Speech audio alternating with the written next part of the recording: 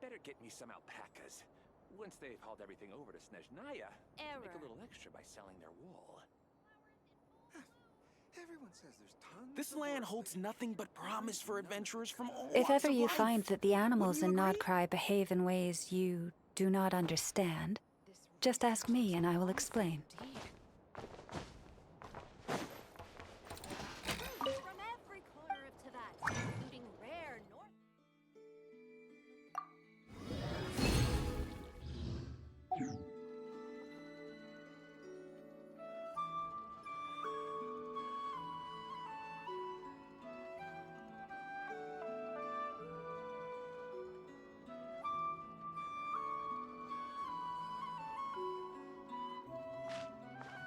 Kids come over again today.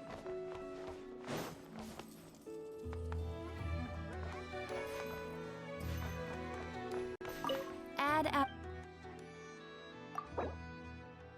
Thank you for. Add Astro.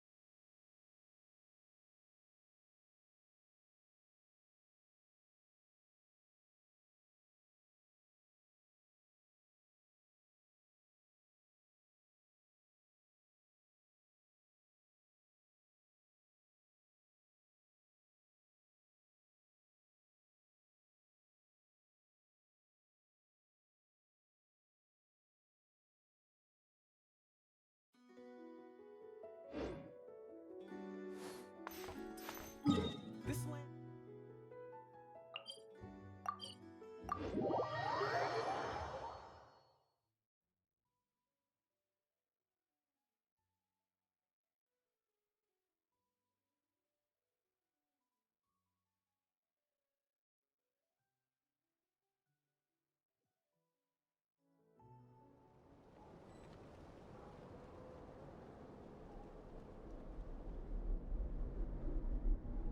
Have you decided where you will go from here?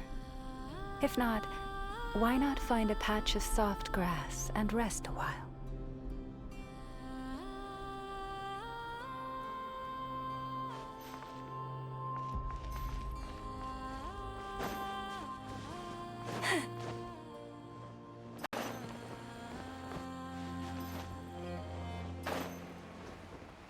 Yeah.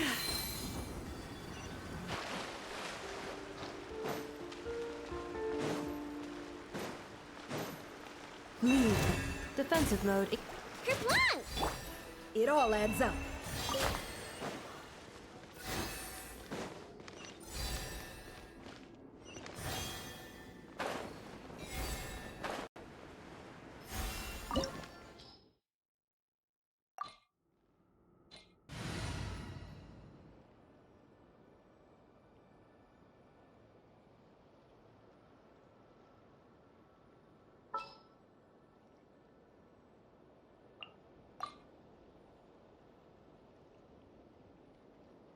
This will be a productive partnership, I hope.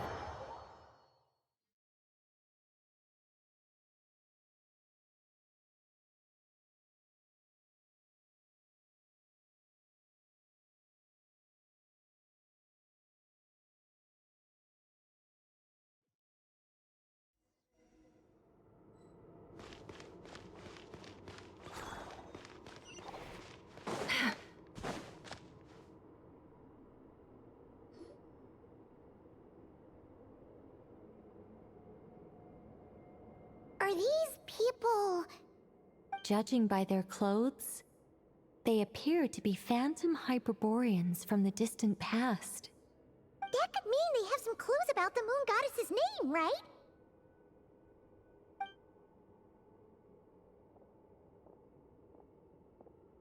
Hey there! Could you tell us what the moon goddess's name is?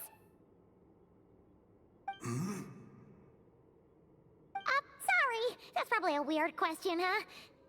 How do we explain this? The moons are long gone, and their goddesses are dead. Their names no longer mean anything. When a new moon goddess is born, we will surely know her name. We have used every last resource at our disposal. All that remains is to wait, patiently and quietly.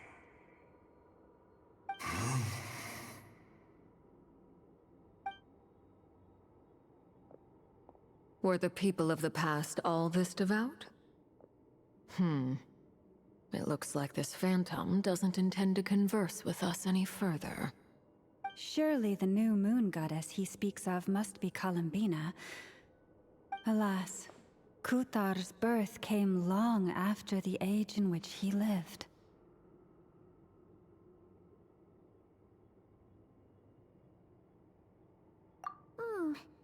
But, maybe if we find a phantom from a more recent age, they might know Columbina's real name. True. Keep an eye out. We should be able to tell which era they're from by the clothes they wear.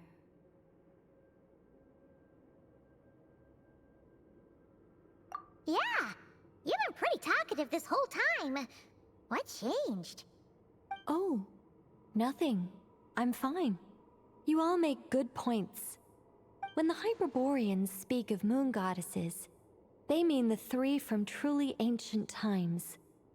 I can't imagine they would know anything about our current moon goddess. There once was a time when the moon goddesses blessed them greatly and protected them from harm. So, when the war between the gods and dragons plunged the world into chaos, it seems they looked once more to the moons for help, praying for a new goddess to be born. Yeah, that checks out. Let's continue on. Who knows what else we may discover?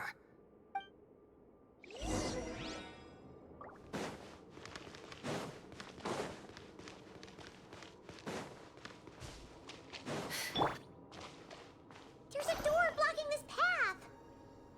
Not a problem. Try this.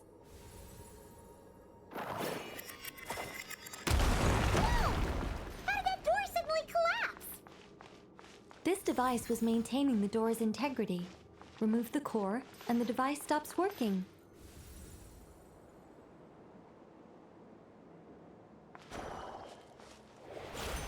Is this our destination?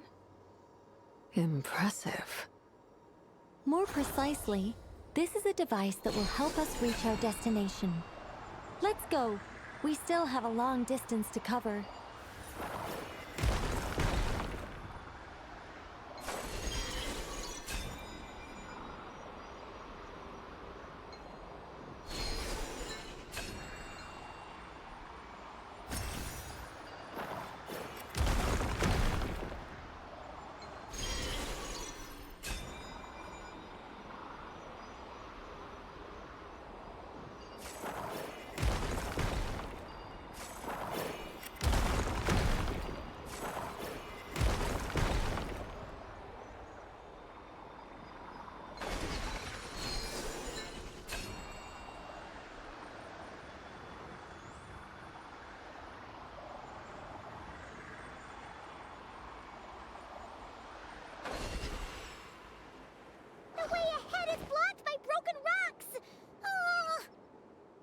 Let's try that device again.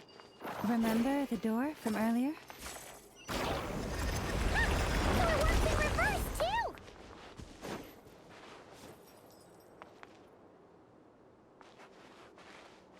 The humans we see are all phantoms, but the monsters are real. What a fascinating place. There'll be plenty of time to admire it later.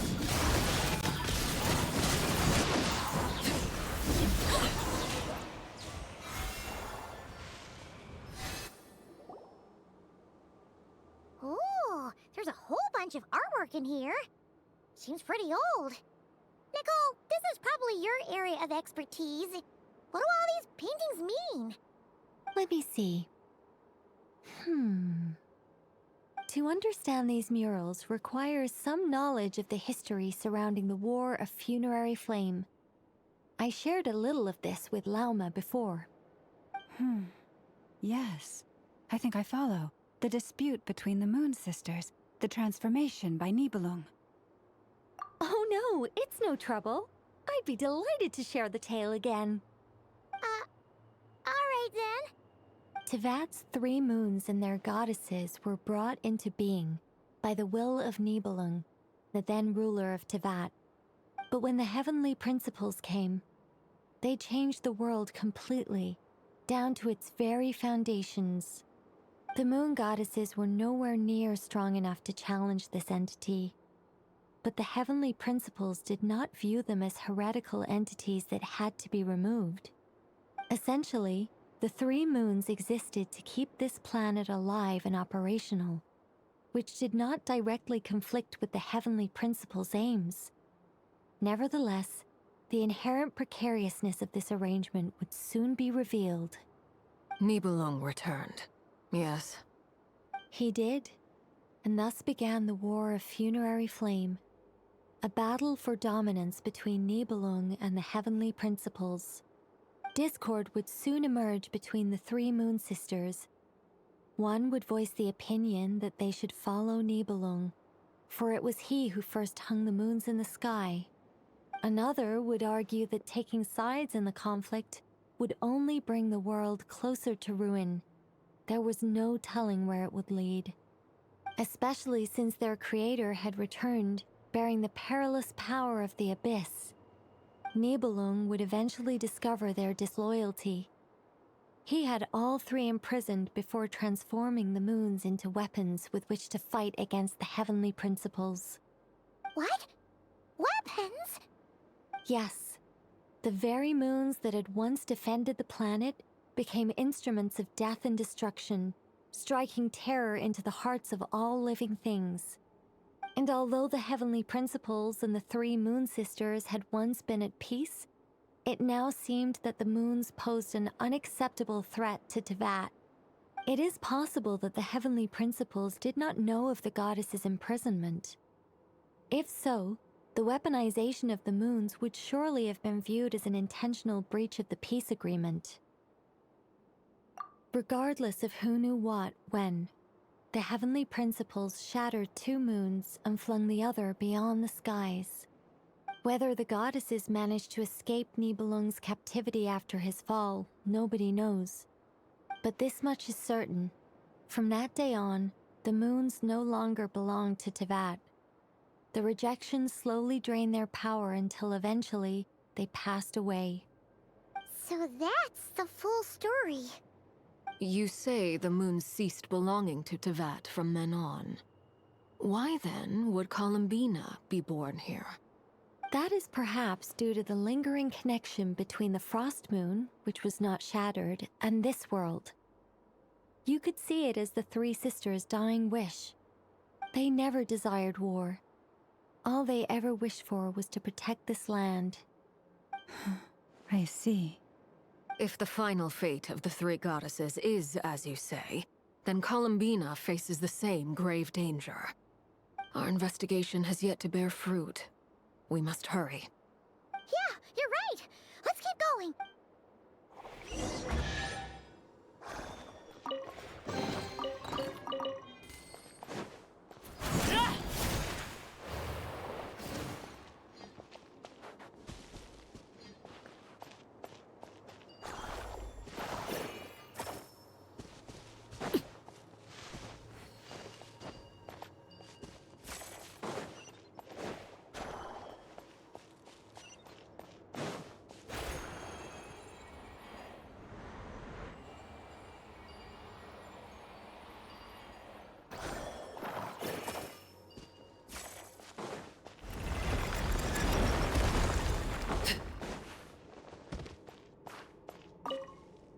Should we trust him to keep his promise?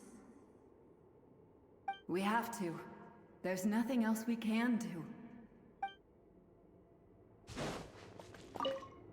Why? Why do the creators of this world no longer show mercy upon their people? Remember his words. We must change our fate with our own hands. Wait, that's odd. Who is he? Is something wrong? No, not really. It's just that over 30 possibilities emerged in my head, so I can't be sure who he is. It's been too long. My memory isn't as sharp as it once was. Okay. 30. Wow. Impressive.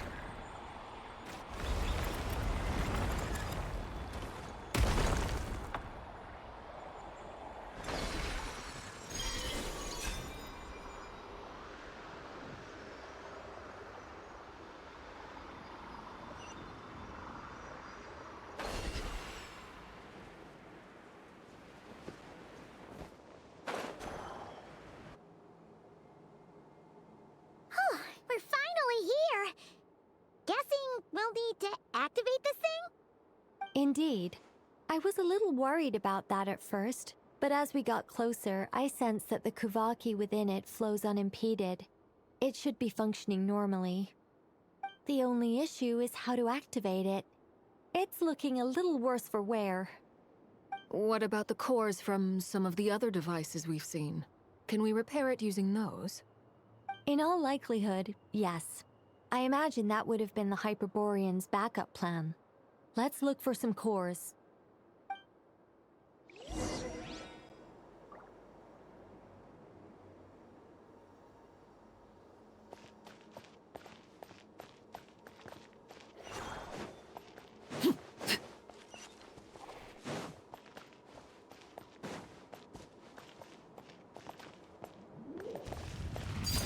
Laid bare. This is where you fall. Transfixed. Forest? Ultimatum protocol.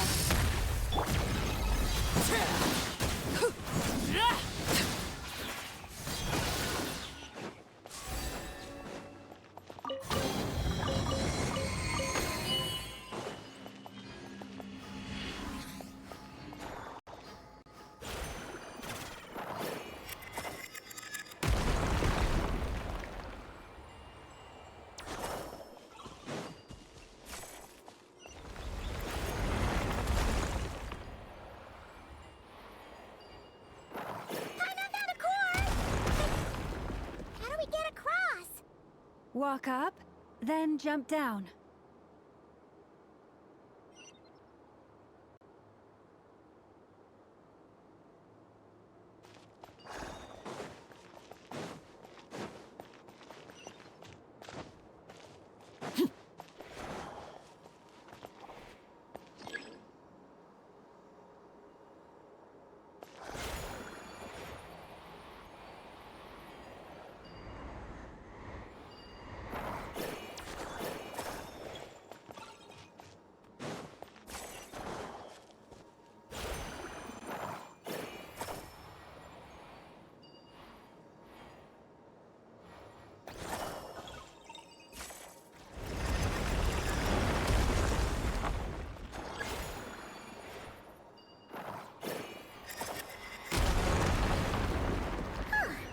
Enough cores. Let's head back.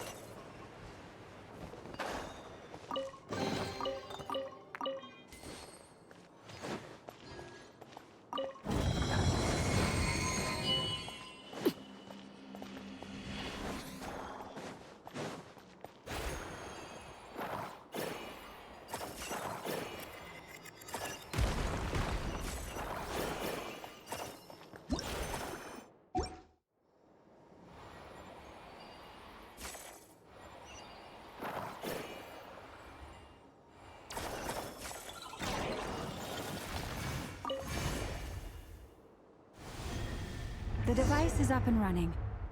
It's hard to believe that the ancients were capable of constructing such things. Paimon sees our destination!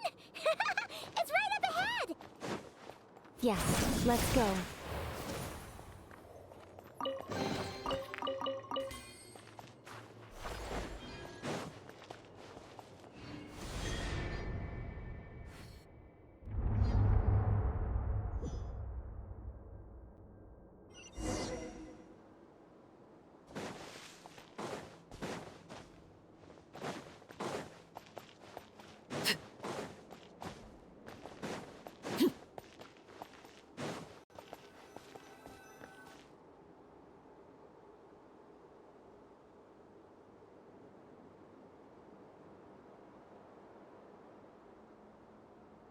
This is where the people of Hyperborea communicated with the moons. We need only place the moon marrow upon this platform on Moon Prayer Night, and we shall be able to open a portal to the moon and send our moon goddess back home. The assumption being, of course, that we can find her first. That's right. You want to know if it's safe there, don't you? And yet, she has no choice but to return. You know that. Oh, that's not the only issue here. This is the end of the line, right? We've explored everything we can.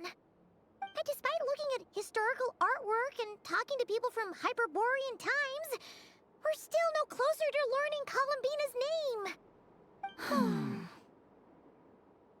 name. If it's not too much trouble, could you tell me exactly what Alice said to you about finding her name?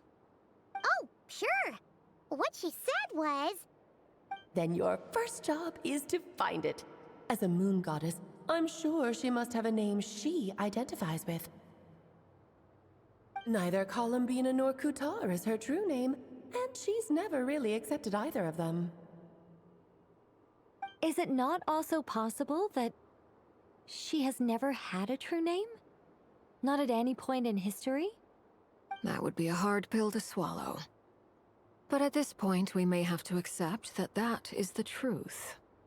No one knows how she came into being, and she certainly doesn't have parents in any sense that we're aware of. Perhaps she was never granted a name at all. But does that mean there's no way to get Columbina back? She's just gonna disappear and there's nothing we can do about it? Huh? Wait, why all this pessimism? Was it the way I phrased this question? You all seem to be taking this in completely the wrong way.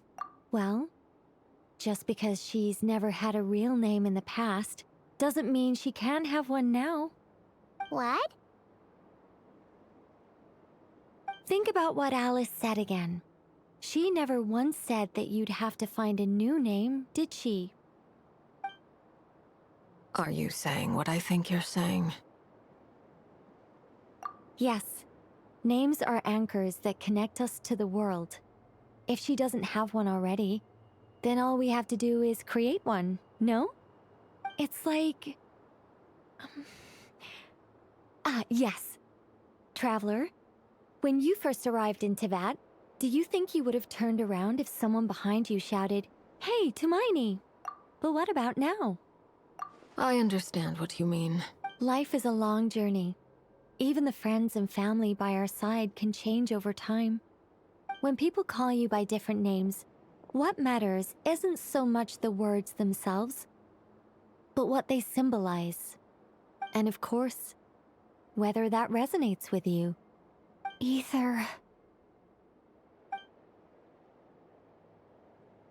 So, close your eyes and picture the moon goddess in your mind. If you were to call out to her in this moment, what would you say?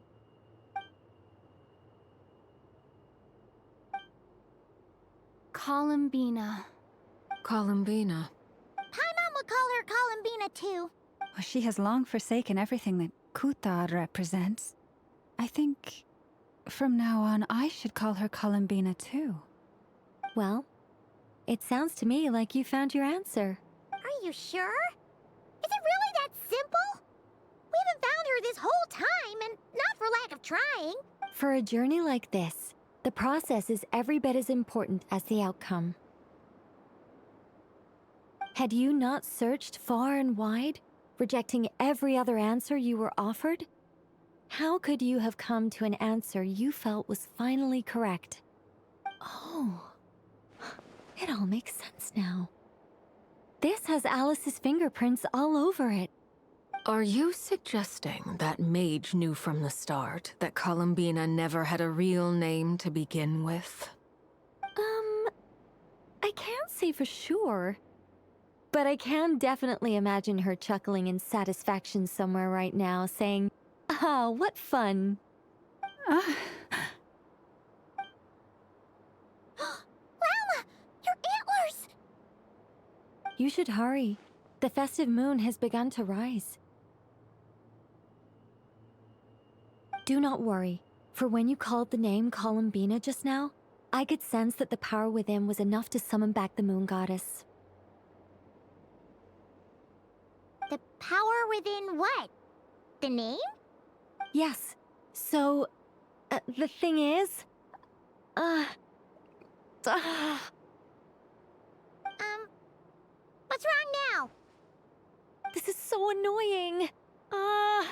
I really want to explain how that whole thing works. Starting from the founding principles of Tevat and... Oh, I could talk about this for hours. But... Deep breaths, Nicole. Deep breaths. You're an angel. A sober, sensible, solemn angel who has her priorities straight. Okay then. Sorry for asking. Clearly a bad call on Paimon's part. Anyway, you all need to hurry. Last thing, remember how it felt when you called out that name. Then it is agreed. By the name Columbina, we shall find her. Then we'll throw her the best Moon Paranite party ever! And at last, we will send her home.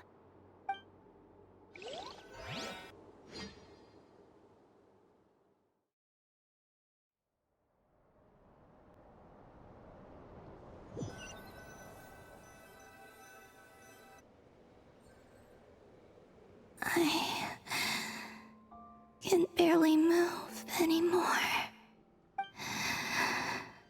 My consciousness is fading away. Have they come back out? I'd love to see them one more time.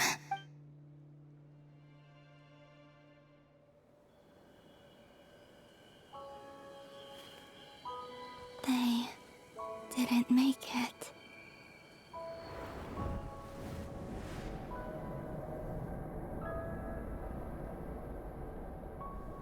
Could you tell me your name? My name is... Columbina!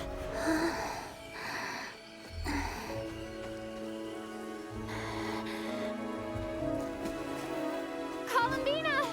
Are you here? Columbina! That's the name you gave when we first met. And it's what I've called you ever since. Columbina. It's a fine name. I have many fond memories of Columbina, and so do all of your friends.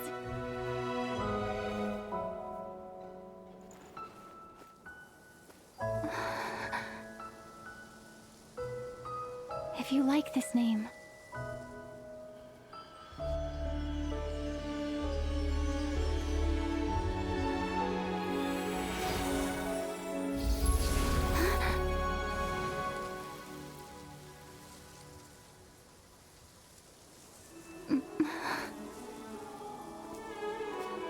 Looking for me?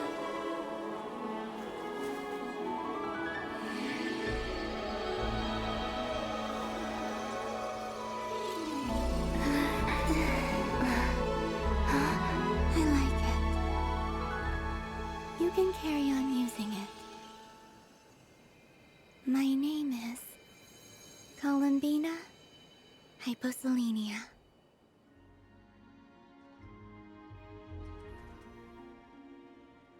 Columbina Hyposelenia. That's a wonderful name. I never thought that Columbina would become my real name. But after I met you and my other friends, the things that this name stood for slowly began to change. It went from being a Fatui code name to something my friends call me.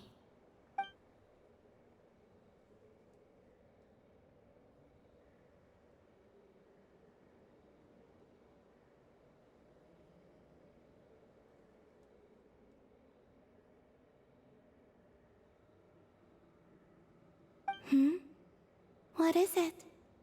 Why aren't you saying anything? I'm just so happy for you. Thank you. So, where's everyone else?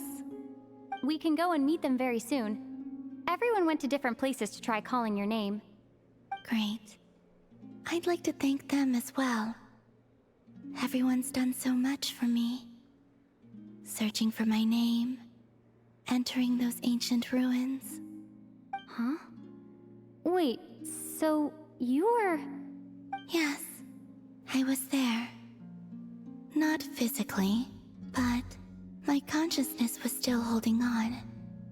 I followed you the whole way. Starting from when? You turned around and called out my name while you were in Nasha Town. Do you remember?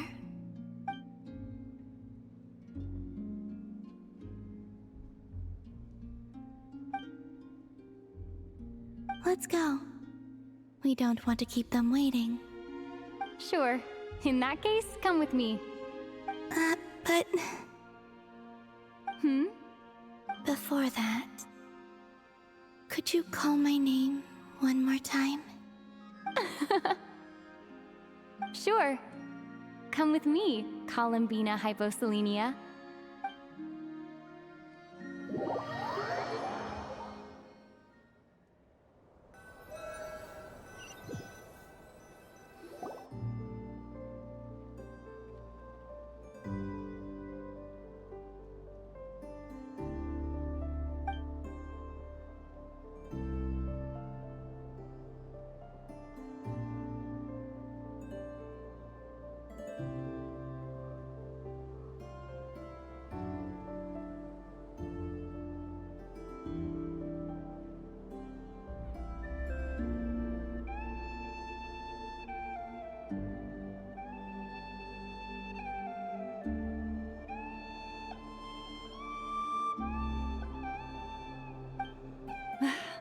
Columbina!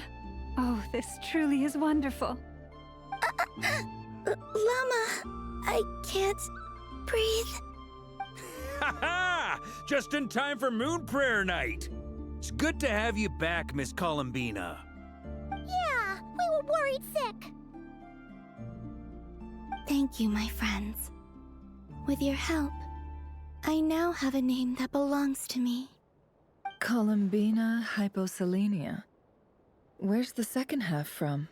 You added it yourself? That's right. It means... Born beneath the moon. Yes. And by extension, it can also mean born beneath this world. A fine name. Now, as much as it pains me to interrupt this beautiful reunion, I feel obliged to remind you that the Moon Prayer Night celebrations in Nasha Town have already begun. Don't you want to enjoy the festivities? There's so much to see and do. And some of the ambient lighting and entertainments were sponsored by the kind souls in the Hexen Circle. Nicole? Why have you turned into Dodoko? So you're Miss Nicole. Thank you for helping us, and for helping me find my name. It's nice to finally hear your voice. You're quite welcome. Guiding lost people to hidden treasure is what we Seelie do. And if you ask me, spiritual treasures are far more precious than material ones. Chests are all well and good, but this was what it's all about. Ah, so satisfying. Anyway, I had to go help Alice. It seems like she ran into some trouble. That's why I couldn't be here in person.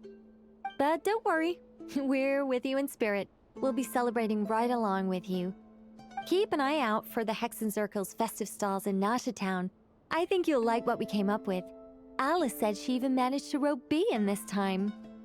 The Frost Moon Scions have also prepared various attractions. I believe Aino, Nefa, and their crew are setting things up as we speak. On that note, Nefer, about that request I made. It's all in hand. Yehoda is on site to ensure that everything goes off without a hitch. Wonderful. In that case, Traveler?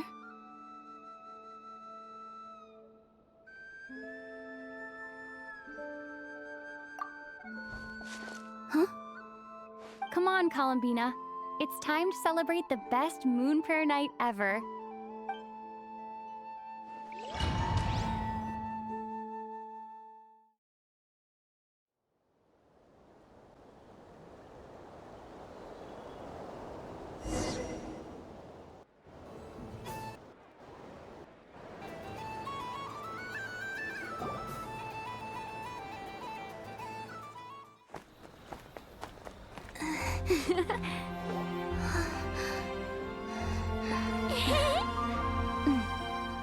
Hey, young lady. Would you like some moon prayer night candy? Happy moon prayer night. Oh, yeah. I almost forgot to say. Welcome home, moon goddess.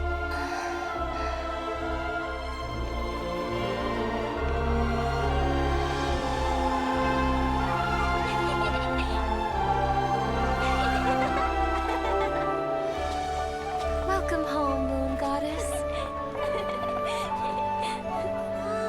Welcome home, Moon Goddess. Welcome home, Moon Goddess. Turning Nasha Town into her home is a festive gift. A rather brilliant idea. Perhaps this is what krai, Columbina's home, should have been like all along.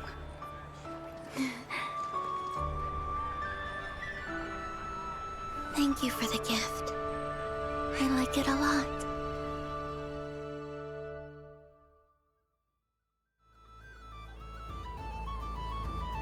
This feels like the surprise of my life. I do. I never imagined I'd ever get to enjoy Moon Prayer Night with everyone so freely. If you're happy, we're happy. Quite a strategy you came up with. Hide the tree in the forest. It's not your usual style, Lauma. Is there something about Moon Prayer Night that enhances what's in your head as well as the antlers on top? Apparently so. It even inspired a perennial penny pincher to use their resources for a greater cause. It truly is a magical festival.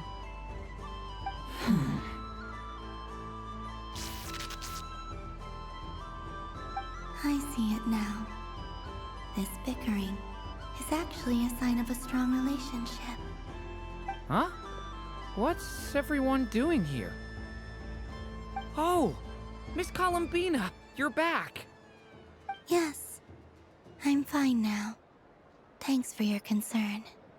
How's your progress with Alice's assignment? Very well indeed. I've never heard her sound so excited. Not like this. This time, her excitement seems more serious. Seems like she's had a major breakthrough. She said she'll contact us once she knows more. In the meantime, we're free to relax and have some fun. Enjoy the time off while it lasts. I have a feeling that our next task won't be so simple.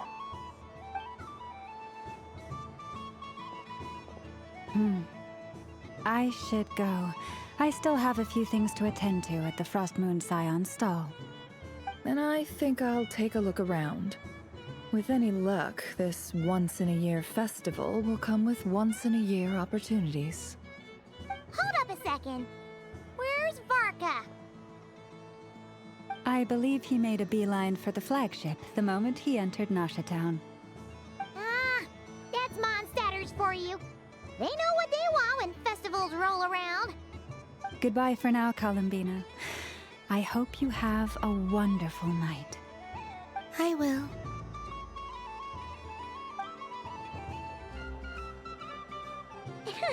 Well, in that case, don't just stand there. Get out there and have some fun. You'll definitely get a warm welcome at every stall. Oh, also, take this map with you. It's a guide to the festival.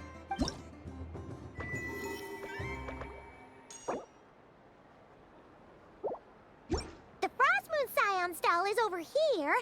Lauma's invited a whole bunch of cute animals to celebrate, too. Over there is the Hexen section. Alice seemed more excited than anyone about this festival, so she insisted on making it a grand affair.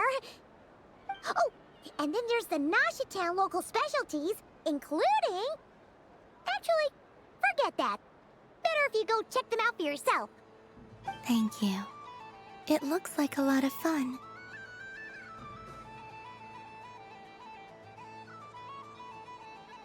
You're not coming with me? We'll be around.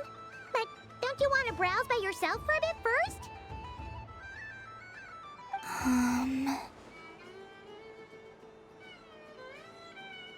Yep. If you find something you like and want to try it out together, just give us a shout. We'll be right with you. Otherwise, just relax and enjoy yourself. There's so much on offer, so try to experience as much as you can. And don't forget to stuff yourself with all the delicious festival food!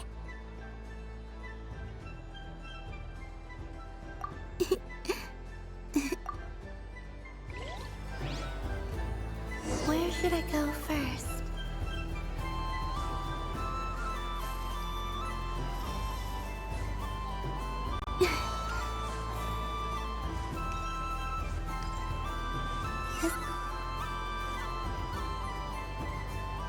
But I was aiming right at it! Aw, what a pity. I saw it with my own eyes. You were so close. So very close. That's not true! It dodged out of the way right as I was about to snag it! I'm sorry? You heard me! This paper frog can move! I swear! Dear, oh dear, what are you saying? How could a paper frog move? Unless you believe there really is magic in this world. But even if I, the mere humble merchant that I am, knew such magic, surely I would not use it on a paper frog. I'd sooner give Mora legs, so it could walk right into my purse. My dear, dear customer, why not have one more try? This time I'll give you 12% off, a very generous discount for one of my most regular customers. Just think about how much experience you have under your belt now. You're sure to win the next one. Darn, I used up all my coins. I'll be right back. Just gonna fetch some more from my house. Take your time, but don't take too long. This event is Moon Prayer Night only. Miss it, and you'll have to wait a whole year before I'm back. Next customer, please. Welcome. Hello. Whoa! What's this big one doing over here? How do I tell my employees not to go running around this time? Shooting them a glance won't work. I haven't known them long enough. Dory? Why, hello there, Miss Columbina. Would you like to play my ring toss game? The rules are very simple, and it's easy to get the hang of. How much for a round? Oh, first time's free. Not a single Mora. After that, well, we can cross that bridge if and when we come to it. But with your sharp sharp skills, I'm sure you'll win all the prizes in one fell swoop. That was an obvious enough hint for them, right? Right?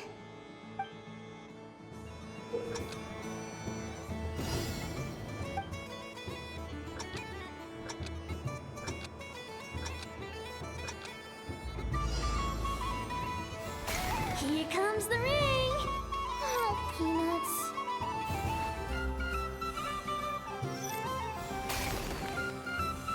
change tracks. Roselle, should we move or not?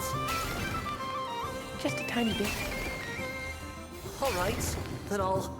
Oh, sugar plums, not the clock hands. How do I move the legs again?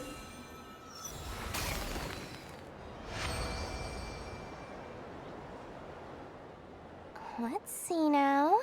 Let's see. Wow, very good. That's the highest score we've had all night. And here's your prize. Now, how about another round? As for the cost... Happy Moon Prayer Night, Miss Columbina. Happy Moon Prayer Night, Durin and Hat Guy. Are you here to play the game? Yes. No. You said we were just coming here to say hello. I did, but then I recognized a few more people as I got closer. Do my eyes deceive me? Is that... It's our little dragon! He's all grown up!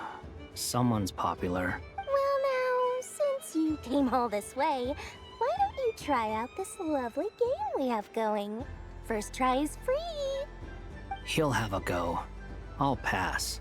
It's only one free try per customer. You can't give your try to him. I'm aware. How has Elder Almond been lately? He's in great shape.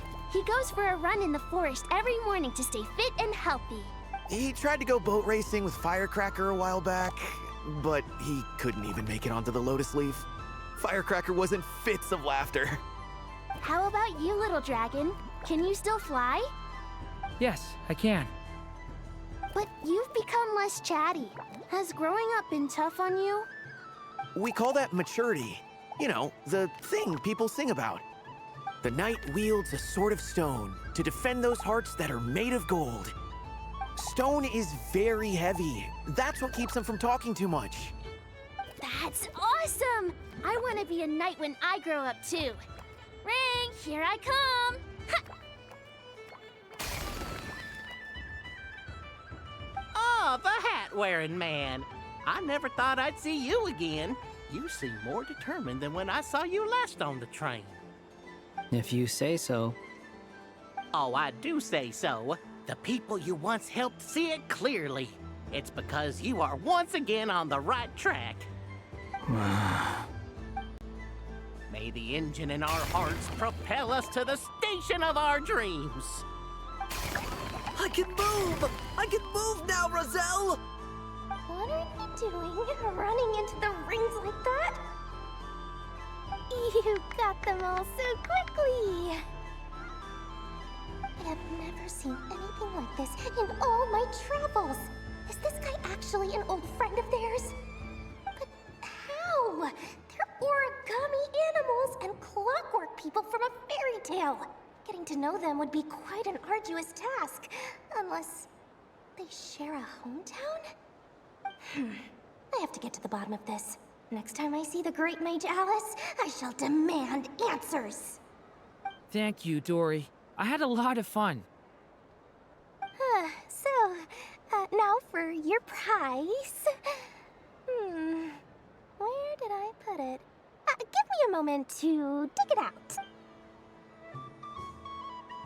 Oh, sweet grand prize. How I wish I didn't have to let you go. Good thing I had already turned a profit from the customers earlier in the night. Otherwise, I'd have wasted all my hard work. Okay, I'm back. What? I leave for 2 seconds and someone's already claimed the grand prize? Oh, well, these things happen, you know? Perhaps you'd be interested in one of the other prizes instead. We've got all kinds of wonderful goodies here. Is this the thing you wanted? Here, you can have it. Huh? But... Don't worry about it. It will be happier with you. Oh, thanks so much, miss. Moon Goddess. Oh, goodness gracious, Columbina. Give me strength. How am I supposed to make any more money from this child at this rate? Daddy, look! That's the game I was telling you about! Forget it. She is the moon goddess after all. I'll think of some other way to swing this. Maybe I can try to hook this new kid. Huh? Oh, someone already won the grand prize. You can take mine if you want. What? Why? Why are all these bleeding hearts coming here to ruin my business? Happy Moon Prayer Night, everyone. Happy Moon Prayer Night.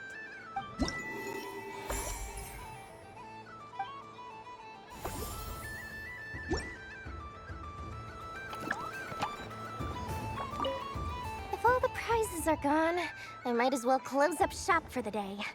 But you haven't had your fill of fun yet, right? So the next time a customer shows up, you're going to have to run faster, all right? And remember, run out of the rings, not into them.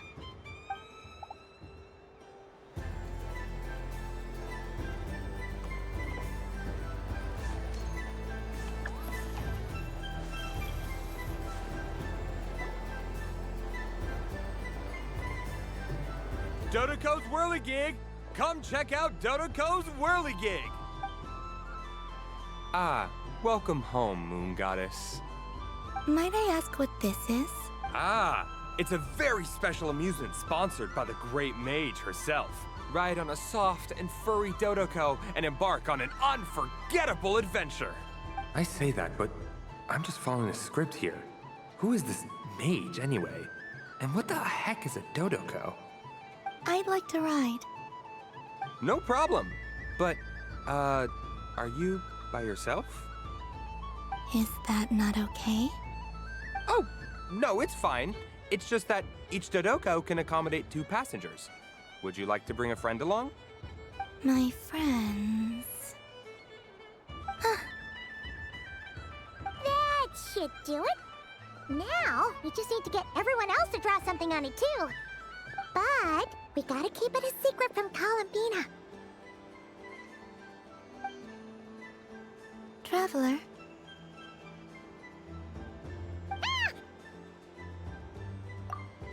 I want to go on that ride. Will you join me? Let's go then.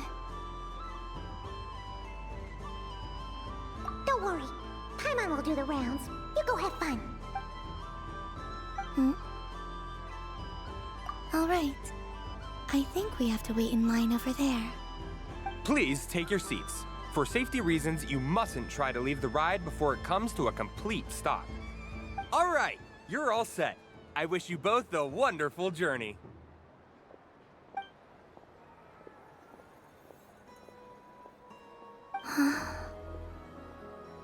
Not bad.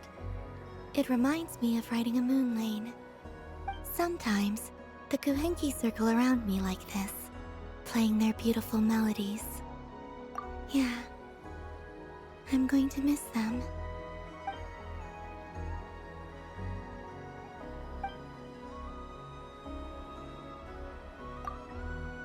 It does. I've felt scared in the past, too. But this is a little different. You know something? I got to see a lot of fascinating things during my disappearance. I saw how the Frost Moon Scions act around their families. So different than how they used to act in my presence. And I also saw how they interact with their friends. It made me curious at first. Why do people act so sincere when they're worshipping gods, but save their truest, warmest feelings for each other? Slowly, I came to realize that it's because they trust one another. They know, deep down, that they'll be accepted for who they are. All of it. The good and the bad. I know. I knew it the moment you started calling out my name. What I fear now is the end. I fear losing all this the very night I have gained it.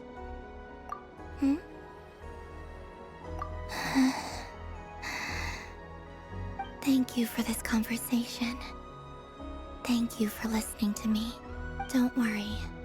This fear I have, and the unknown that awaits me, they cannot hurt me. Not when I possess a treasure far greater. I just want you to remember this version of me. The real me. On this final night together. Dear passengers, Dodoco's awesome adventure has come to a close. Please leave in an orderly fashion, and we look forward to seeing you again in the future. Don't want the journey to end, huh? Don't worry, you two. There's always another adventure waiting just around the corner.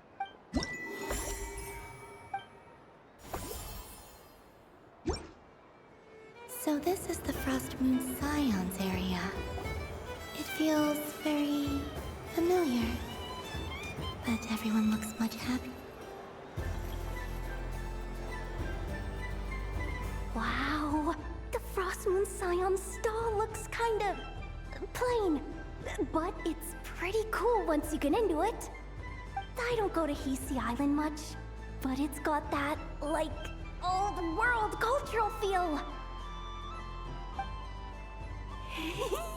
And if culture means we get more festivals, I'm all for it! Hello, Yahoda.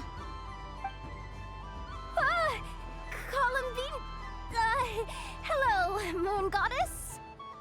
That was too close. I almost gave the game away in front of the staff. Oh, wait, what's the deal with her shoes? They don't make a sound when she walks. I could do with a pair of those. Do you like balloons too? Balloons? Oh, you mean those? What's so fun about balloons? I'm not a kid anymore. They're probably more up Aino's alley. Yes. The animals seem very curious about these strange flying objects. I was drawn here by their voices. I recently learned a fun new game you can play with balloons, so I decided to come and give it a try. A new game?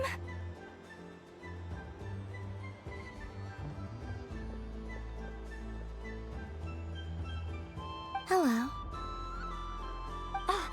Welcome home, Moon Goddess. Here to buy some balloons? Yes. Could you give me a few that haven't been inflated yet? Are you sure? I guess it's not a problem, but... Yes, please. Thank you. Uninflated balloons? But those are just little rubber pouches. What does she want with those? Would you like to play the balloon game, Yahoda? Huh? Sure. I guess. How do you play it? Wait here a moment.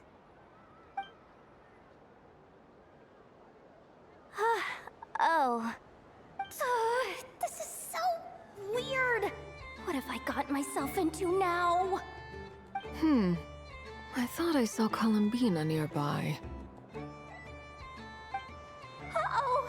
That's the Fourth Harbinger! Although she's helped us out quite a bit, she's good people, right? Is she looking for Columbina? Oh, guess that's my ticket out of here. I'm not sure my heart can take being sandwiched between two Harbingers.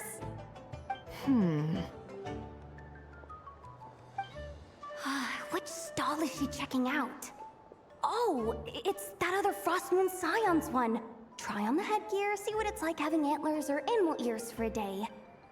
Oh, I wouldn't be caught dead wearing that stuff. So embarrassing. I have enough gear to carry as it is. Wait, what? She put it on? How peculiar. This would take some getting used to. I wonder if this is what it's like for Lynette. It really suits you, ma'am. What is this? She was so intimidating a moment ago, but now, dang, she's really rocking those ears. How does she make them look so cool?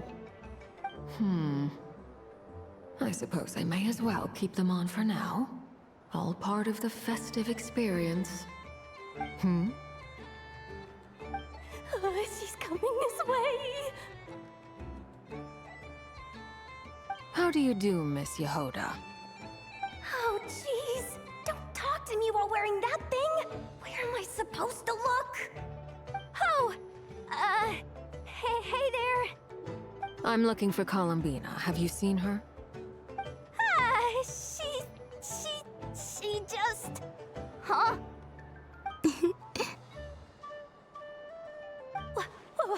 Wait, is that what she meant by balloon game?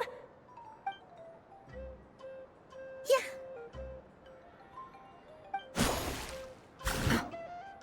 Huh? No fair! How come I get caught in the crossfire? An ambush from the rear? Is this a declaration of war, Columbina? Would you like to play too, Arlecchino? Seriously? Are they gonna start some beef right here, right now? Gladly. That said, I believe there is another who would like to join. Boss Nev! Thank goodness! You've gotta get me out of here! Things are kicking off big time! Hello there. I'd like 10... no, make that 20 balloons, please. Uninflated. What? Miss Moon Goddess, I hope you're prepared to pay the price for assaulting my employee. Welcome to the game, Nefer. Just to be clear, let's keep this a fair fight, okay? No strange powers, please and thank you. Naturally. Don't just stand there, Yehoda. Aren't you going to team up with me? Huh? Do I have to? Of course. Don't forget, the Curatorium has a reputation to uphold. I knew something like this was gonna happen.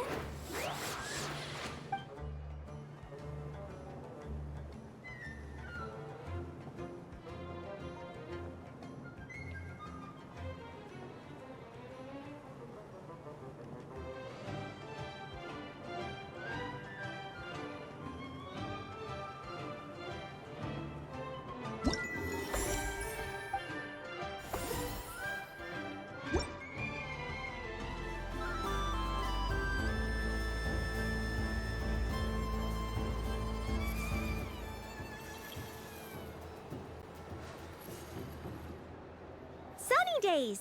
I prefer sunny days.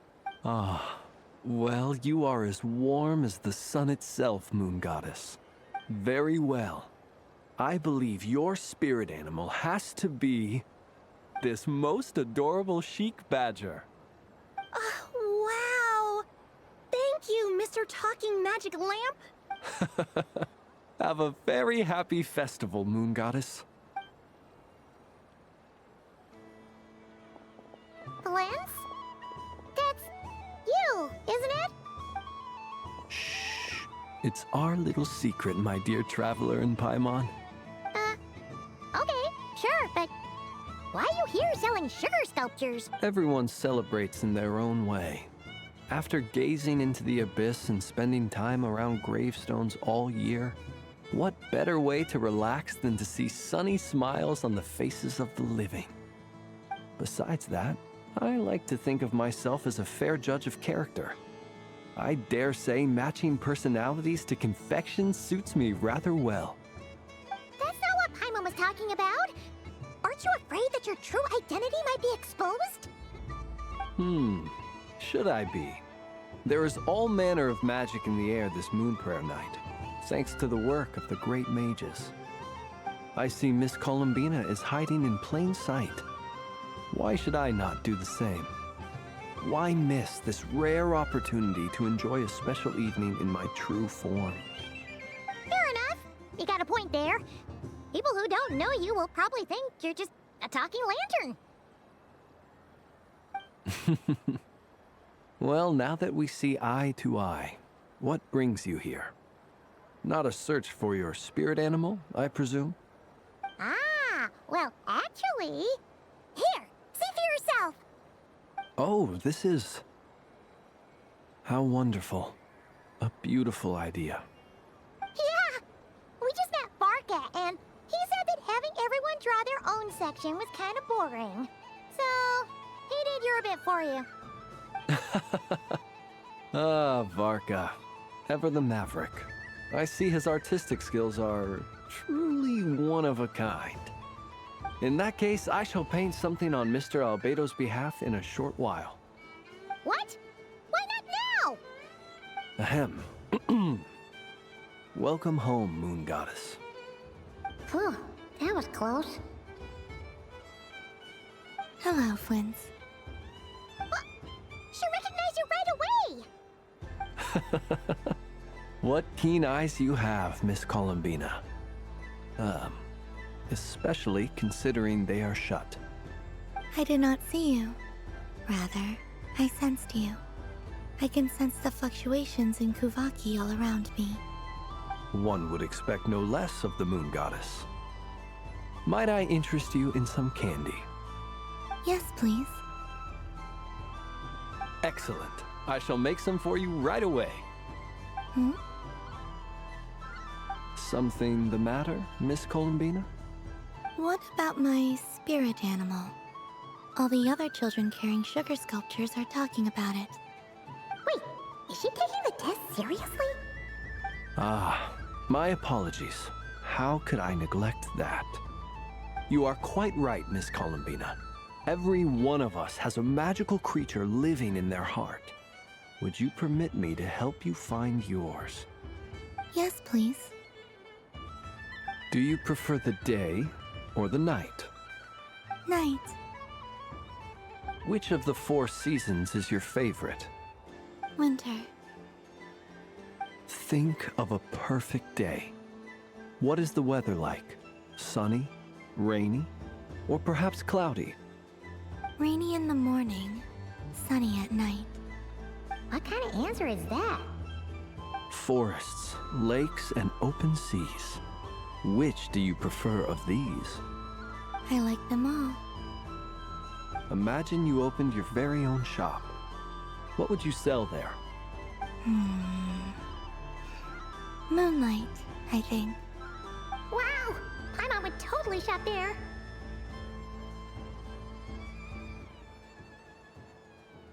It wouldn't cost anything.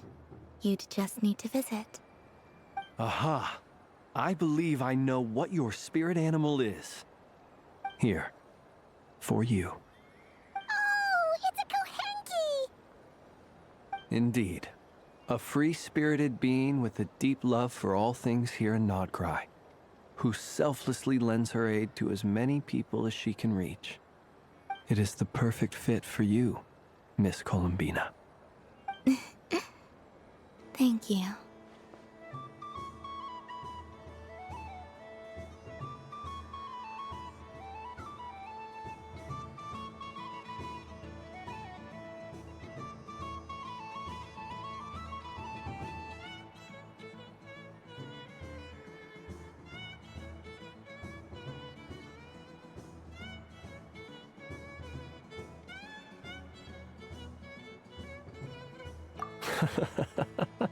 It would be my honor. But you shall have to forgive me. We have known each other for quite some time. I doubt there is any answer I could give that would come as a surprise to you. So instead, would you accept this sugar sculpture as a token of our friendship? It's a lantern. Hey, why don't you two go enjoy your candy over there?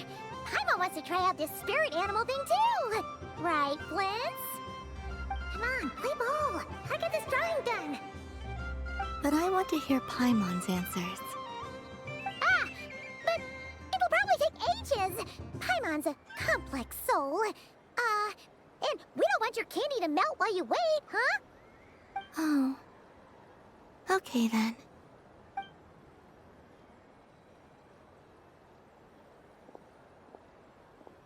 Phew. Nice excuse, Lady Paimon. That was some quick thinking. Yeah, no thanks to you. A little help next time?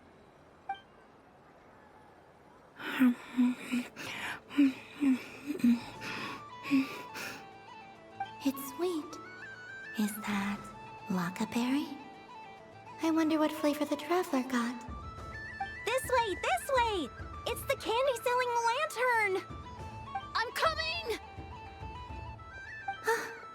course. Traveler, maybe we can share? Yes. I found out recently that people share their food sometimes, so I'd like to try it. Or... is that a no? Thank you.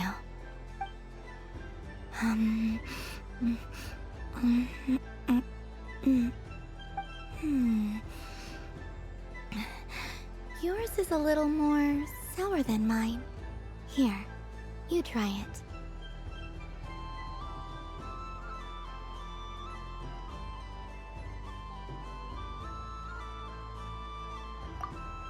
Are you sure? Amazing. My sugar sculpture has shrunk, yet my heart is filled with feelings of sweetness. I will remember this feeling. Sure.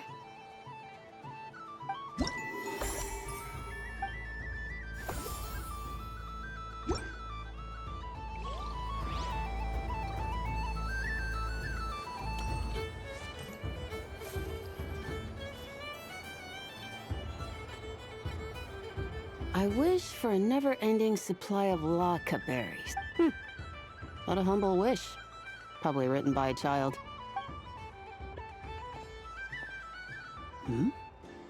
Is that Lauma the Moon Chanter?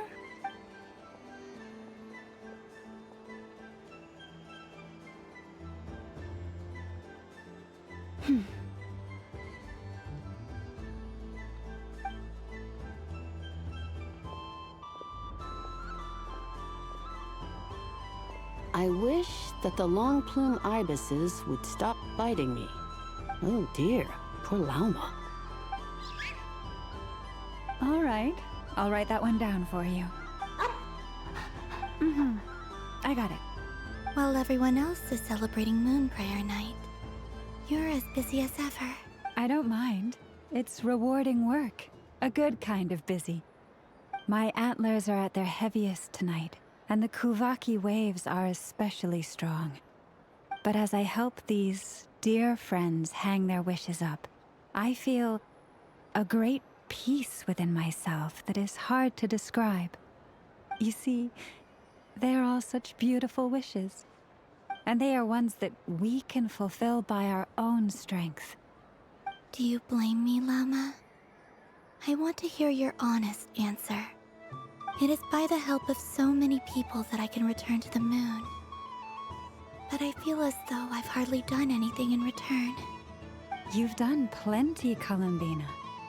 I say this in earnest, both as someone who knows your history, and also as a friend who has seen what you've been through. What about as a moon chanter? I feel proud to honor our moon goddess's wish. And I'm sure any moon chanter in history would have felt the same way. Thank you for your kind words, Llama. But... Since you asked for my honesty, I won't lie to you. My feelings are mixed right now. Besides pride, I also feel... I suppose it's a reluctance to let go. Once you return to the moon, we will be far apart and separated by a false sky. I'm sure those of us left behind will gaze up at that sky, yearning for the moon once in a while, just as you used to do. I will miss you, Llama. I will miss you all. I hope to stay in touch. I will try and find some way to send messages down from the moon. Perhaps you could use Kuvaki. I've heard Yehoda say that signals can be sent using long and short waves, or strong and weak lights. That sounds a little complicated. What if we forget what the signals mean? We could prepare a codebook beforehand, but... You're right. It wouldn't really suit you. Still, whatever happens, I believe that you will find your own unique way of communicating with us. And now that I think about that, my heart feels lighter. Because you trust in me? Yes. I have faith in you, and in the power of truth. In my experience, the truth tends to be difficult. But that's what makes it stand out from what is false. So I'm confident that your thoughts and your love will shine through the curtain of lies. We will know it when we see it. Thank you. Now, could you help me hang up my wish? Is this? I wish that all who dwell in this moonlit world can find a place to belong. And I wish that I shall one day see my friends again. It's 2 wishes. I hope that's not too greedy of me. Not at all. And I think you speak for us all with the second one.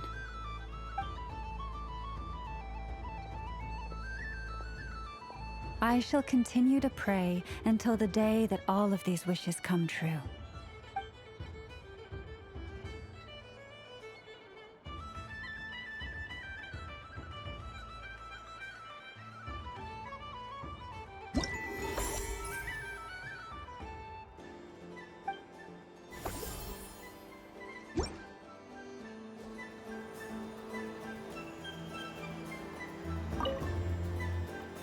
Yes. May everyone's wishes come true.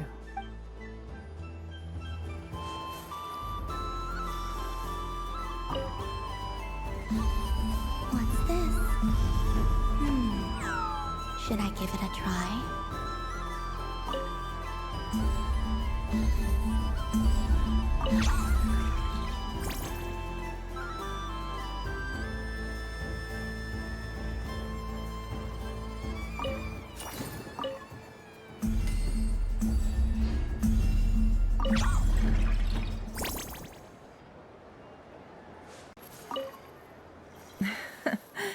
That was fun. It's a shame Ashru doesn't like playing with water, or I'd have roped him in as well.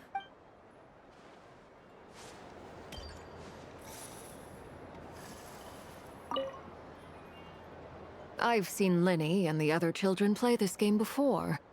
It would seem that it's not a bad way to relax, once in a while.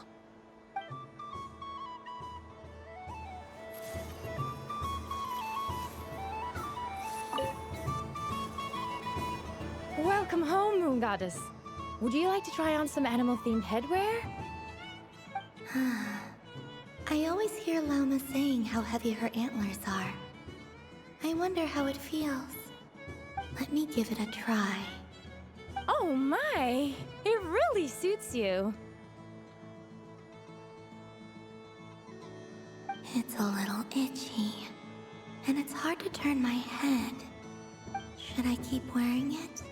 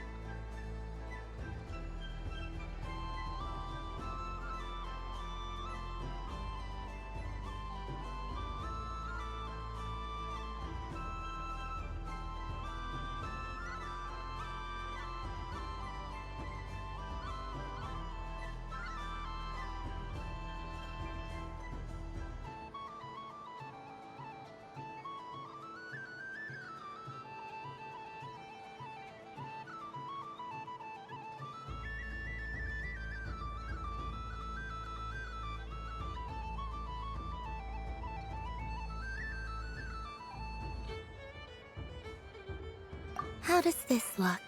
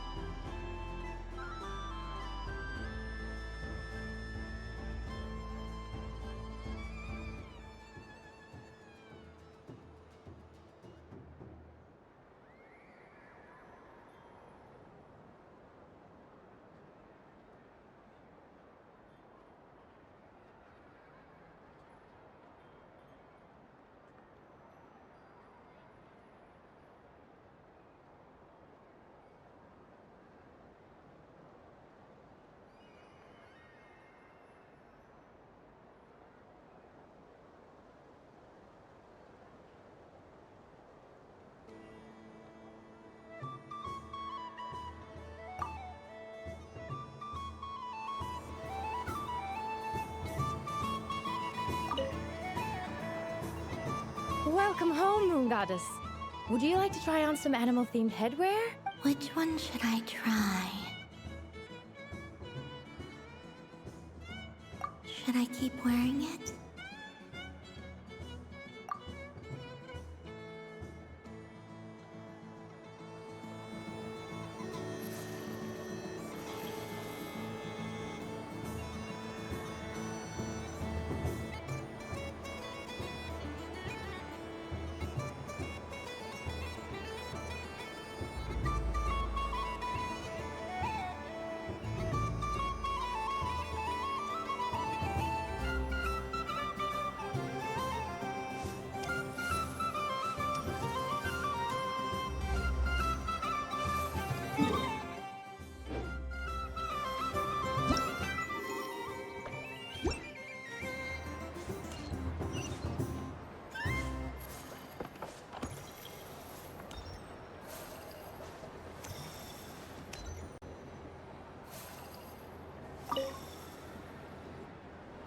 Welcome home, Moon Goddess. Oh, you're the genuine article. Another one that talks. Greetings. Pleased to make your acquaintance. I am the Hexenzirkel member they call B. Barbeloth Trismegistus. Columbina Hyposelenia. Pleased to meet you too. Hyposelenia. A fine name indeed. Now then, Miss Columbina, do you wish to hear a mage's divination? Divination? The Frost Moon Scions used to ask me what would happen in the future. Is this like that? From the perspective of the one seeking answers, perhaps. As you look to your journey ahead, if you seek to understand the unknown, resolve your doubts, and soothe the confusion in your heart, divination could be for you. The unknowns on my journey. Of course, if one wishes to peer into fate, then hydromancy is the more precise option. But that is a complex affair, and to relegate that majestic art to the status of a festive amusement would seem somewhat uncouth. Besides, it is sometimes better to not know fate with great certainty. Hence, I shall use the suitably festive Luna Arcana to tell your fortune instead. It is more popular with the youth in any case. Lunar Arcana. Indeed. Unlike hydromancy, this will only display possibilities and trends. People like to think of themselves as creatures of agency and free will. Peering too far and too clearly into the future is detrimental to both body and soul. I'd like to give it a try. Of course you may. Come then, take a seat, Miss Columbina. Before we begin, are there any specific questions you would like to ask? Let's stick to general possibilities and trends, like you suggested. Ah, very well. Then I shall use the basic Lunar Arcana deck. Now, try to relax. Cast your mind upon the things you have experienced and the things you are soon to experience. I will shuffle the deck. Would you like to cut the cards yourself? You do it. No problem. Now then, to make things easier for the Seeker, that is to say, you, I shall decipher the cards from your perspective.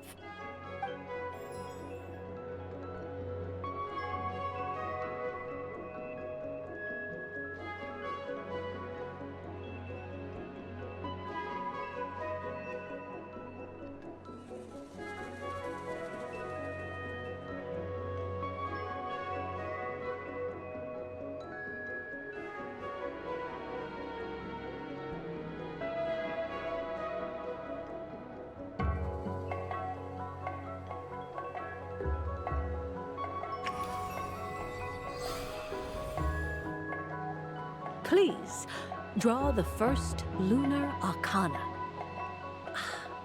This represents destiny and is the foundation for the divination as a whole.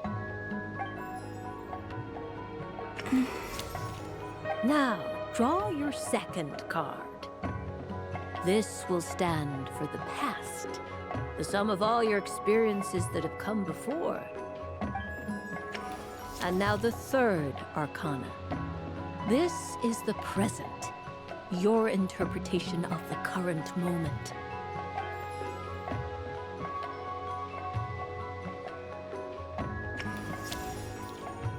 Finally, the last card. This shall speak of the future, which... Oh. Kuvaki Pulse? Fascinating. I've never encountered this before in my role as a diviner. Something has exerted an influence upon this card, causing it to leave its designated position. What do you make of this, Miss Columbina?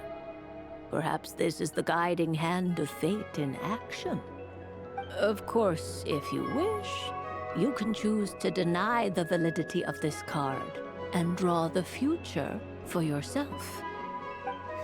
No, it's fine. Let's go with this one. A bold decision. I must say I'm looking forward to the results. Well then, let us flip the Lunar Arcana in sequence and see what emerges. Sure.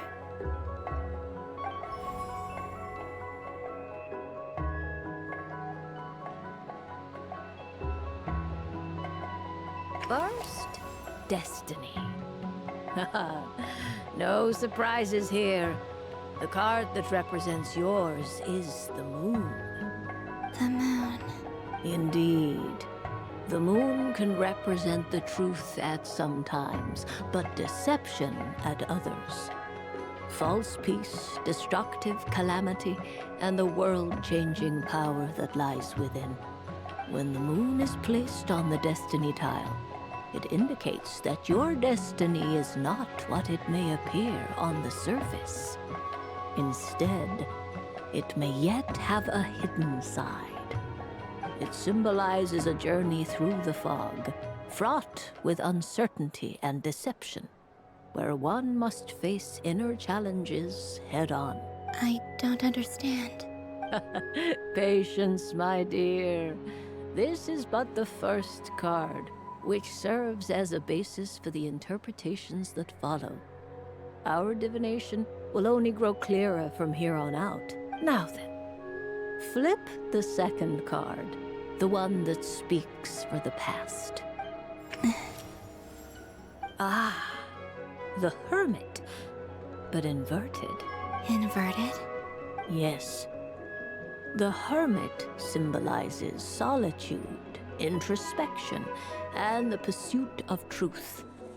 When inverted, it represents isolation, truth out of reach, and a path that leads one astray. Combined with the moon as one's destiny, the hermit inverted represents a choice you made to stand alone in the past. It was a choice made not out of fear or arrogance, but for reasons that others could not perceive. You fumbled through the darkness without a guide, but you did not find your way. Rather, you went astray.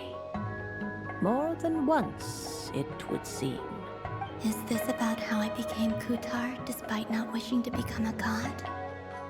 And how I joined the Fatui because I yearned for a place to belong? I suspect only you know the answer to this question.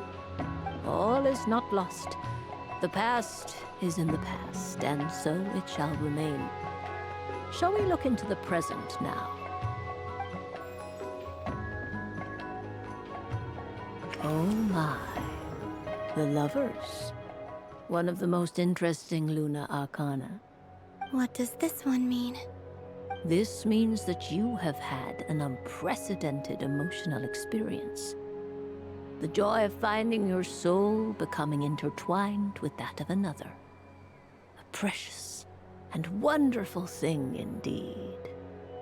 It's true. I've made a lot of friends recently, and they are very good to me. I like them a lot. That sounds lovely. I am most delighted for you. The Lovers can also represent important decisions, perhaps related to a parting of ways. Now, if I were to guess... Yes. My return to the moon. I understand. Parting with friends is never easy, Columbina. But rest assured, this is not the end of your journey. There is always another story waiting to be told. The future always lies ahead. The future. Well now, it's finally time to flip this most mysterious of cards. Why did it appear? And what does it wish to tell you? I'm ready. Very well.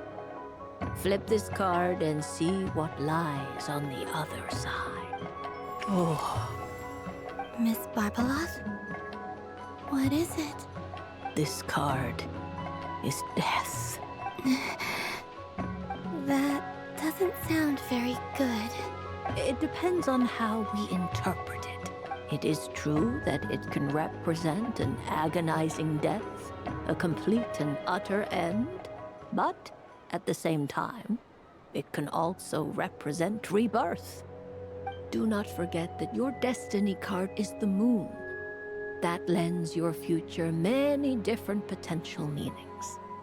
If death spells the end, is it unavoidable? As I have said, divination can only display general trends.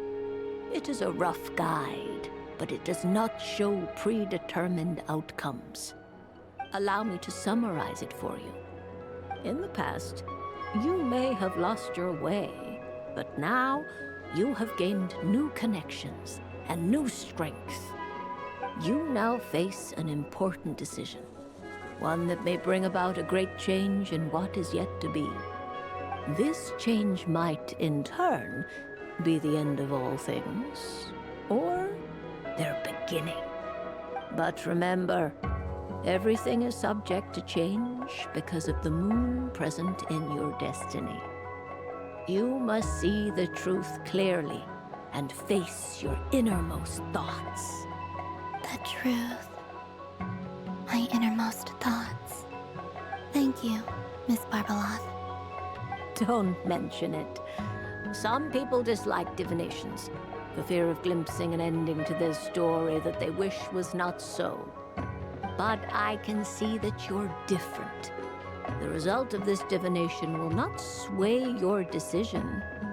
This is a rare quality, and one that diviners always hope to see in the seeker. We are here merely to guide, not to exert undue influence. I understand. Go then and illuminate your future, Miss Columbina. The moonlight that shines from you now is most captivating.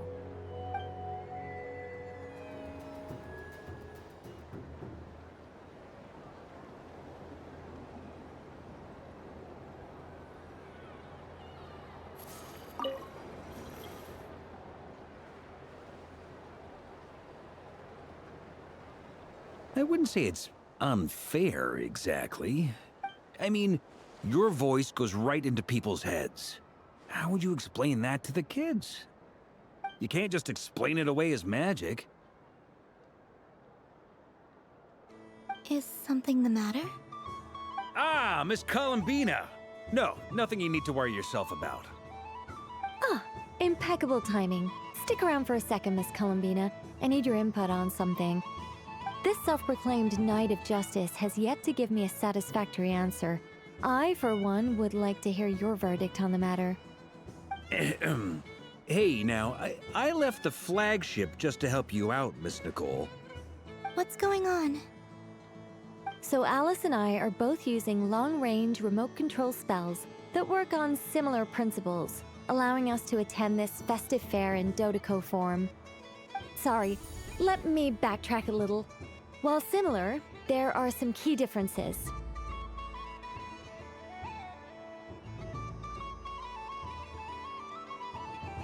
Alice, being a great mage, wanted her Dodoco to reflect something of her own charm and mystique. So she adjusted the way its tail moves when it spins around. An entirely gratuitous move, in my opinion. I hardly see how anyone is going to notice that. If anything, I'd say that anyone who stares intently enough at a Dodoco's tail to notice such a small detail is someone we ought to be highly concerned about. I only say this to emphasize that my question has nothing to do with tails.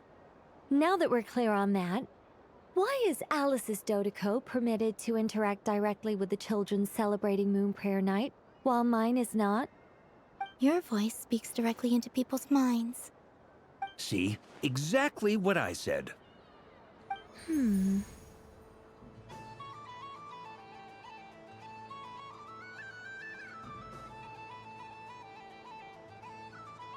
Miss Nicole? Ugh, I can't stand it. I know that probably makes me sound like a whiny child acting out in front of their parents. And it's a little embarrassing now that I think about it. But hey, I've said it now, I can't take it back. That would be even more embarrassing. Also, don't go reading too much into that analogy. It was off the top of my head. I'm actually an awful lot older than either of you. Miss Nicole, are you saying that you'd like someone to play the game you've prepared? I'm not so invested in that. It's just something cobbled together using items I borrowed from Alice. She probably didn't even make them herself. The point is, I want to know everyone's thoughts after they receive their prizes. But as you've said, I can't just ask. I've been biting my lip for so long, and I've had no one to vent my frustrations on. I thought this was going to be a nice, straightforward festival where I'd get the chance to guide people to treasure. Well, can I play? I can't guarantee that I'll win a prize, but... You will? I'd like to try. Then what are we waiting for? Let the game begin! It's like they forgot I was ever here. Ha ha ha ha.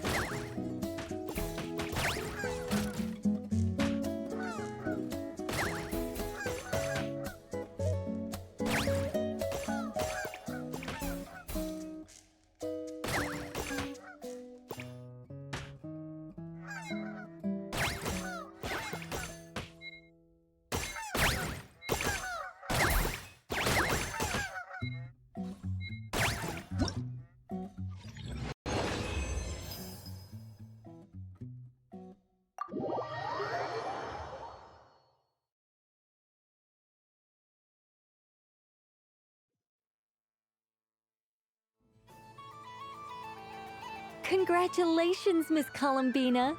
With your great wisdom, you have overcome every obstacle in your path and conquered the great challenge posed to you by fate. Fate? Well, something to that effect. If you'd prefer something more poetic, it could be the icy winds or the dawn. Anything you like, really. You could even go with the challenge posed to you by Dodoko, if that's what you're into. Anyway, you can take or leave my suggestions. Moving on. All my hopes are now resting on this. Can I open it now? Stop teasing me. Please, I'm begging you. No more talk. Just open it. Wow. What a lovely sculpture. Classic and cute at the same time. Thank you, Miss Nicole. I'll always treasure it. Ah, there we go. Music to my ears. You have my sincerest gratitude, Miss Columbina. Thank you for sharing your precious time with me and fulfilling my wish. Don't mention it. You've all done much to help me. And still, I'm the one receiving all these gifts. I don't suppose you'd like to play again, by any chance? Don't get me wrong, once is plenty. You're under no obligation to indulge me any further. And besides, I don't have any other prizes for you. All right then. Happy Moon Prayer Night.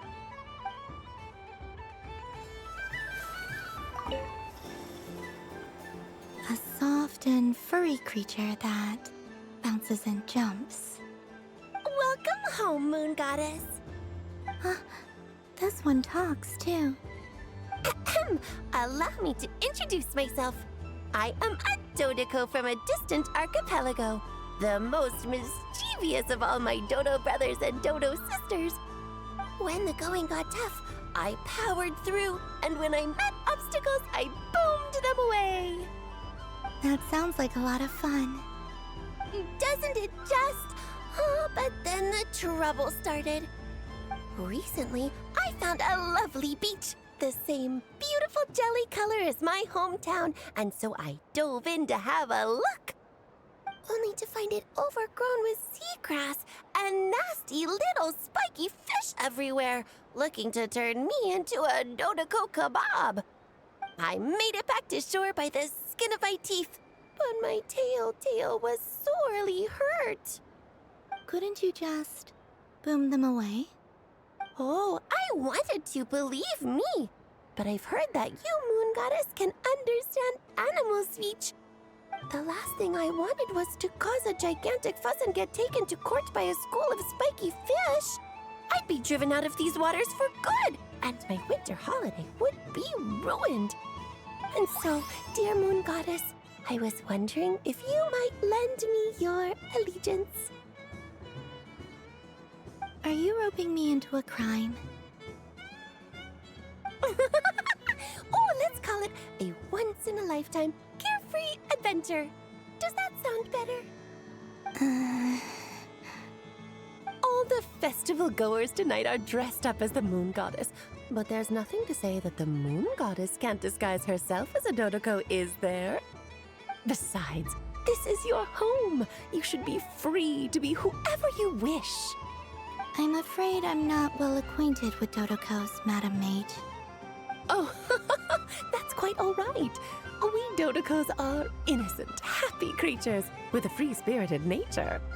Many, like myself, are mischievous troublemakers.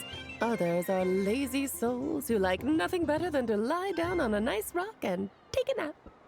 In our eyes, every creature who yearns for happiness and freedom is a Dodoko. But perhaps in yours, we Dodoko are a fluffier and more mischievous breed of Kuhenki? Yes, that is a much easier image to follow. Oh, wonderful! Then let's play! Grab onto my tail and follow me into the sea! Time to settle some scores with the bad guys!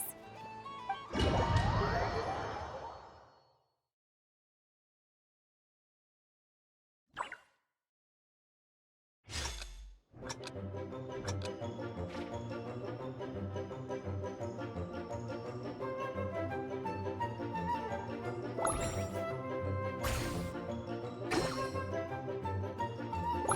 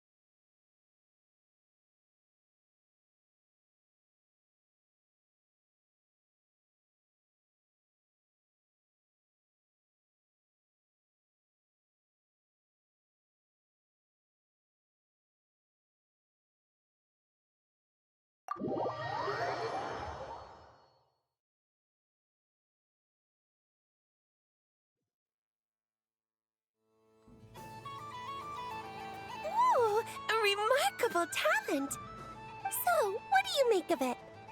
The use of Jumpy Dumpties doesn't come as naturally to me as Kuvaki, but their unpredictability makes it fun. I think they call this novelty. Indeed! And how did it feel blowing those pesky nuisances away? Not bad. Any guilt? Hmm? What do you mean? Oh, wonderful! Lovely answers to all 3 questions. You've passed the safety test. Now I can give this special bomb to you as a souvenir. Remember, if you find any meanies living on the moon, you can use this to boom them into oblivion. I will.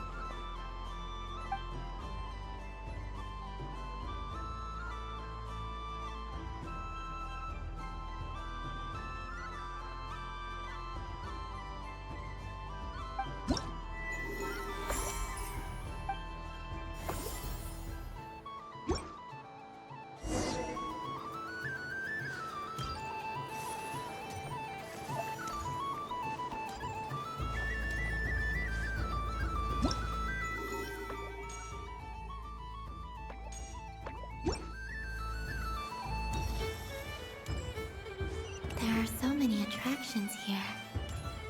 Since I rarely get out, I might as well make the most of it.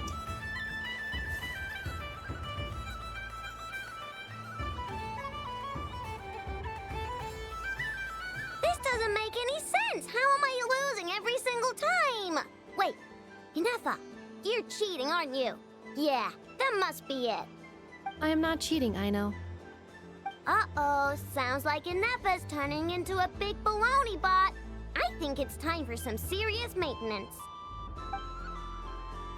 Moon Goddess, help me. Hmm? Miss Columbina, Aino is attempting to cheat. What the?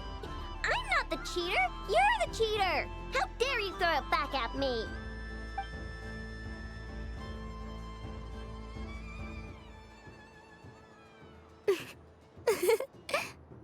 All right, fine. Let's all laugh at Aino. Just you wait till I get home, because I'm gonna make a game bot that can win 100% of the time. Let's see you laugh when I come back and beat your butts. You'll all have your heads covered in stickers when I'm through with you. We came to check everything was okay after all that yelling, but,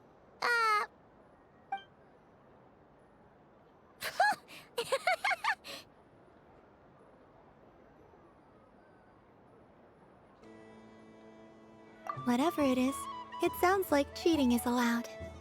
Kuhenki concentration. Each player starts with differently colored kuhenki. Each round, they draw one kuhenki from their opponent. When a player has two kuhenki of the same color, they make a pair and can be discarded. Any that can't form a pair must be kept. The round ends when a player can't form any more kuhenki pairs, and that player gets a sticker.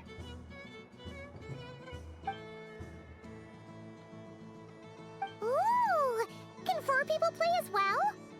That is fine, so long as the turn order is fixed beforehand. Alrighty then! In that case, the 2 of us will join as one team. Okay, but if you lose, you're both getting stickered. I don't want to hear any excuses. Sure.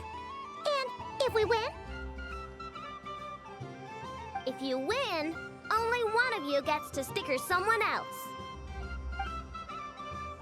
I have taken to calling this. I know logic. Hey, lay off me, all right?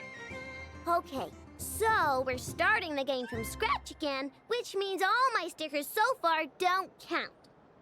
Looks like Luonatar is the Kuhenki of honor for this game. Anyway, let's go clockwise, starting from Inefa.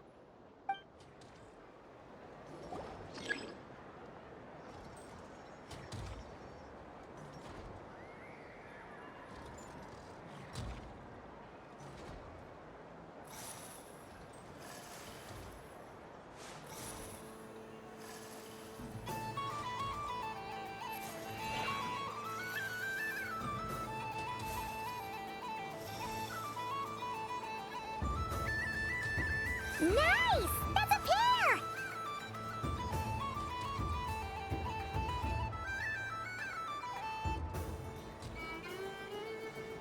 Go, go, fly!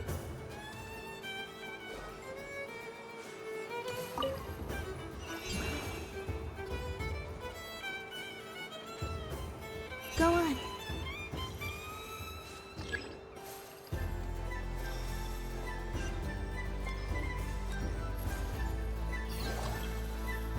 I have a pair.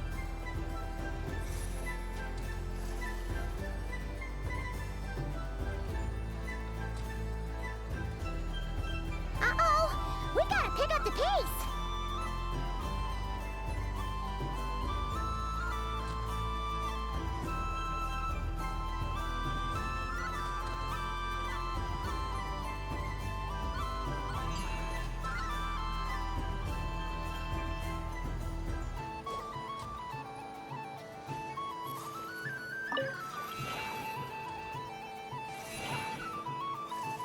I win.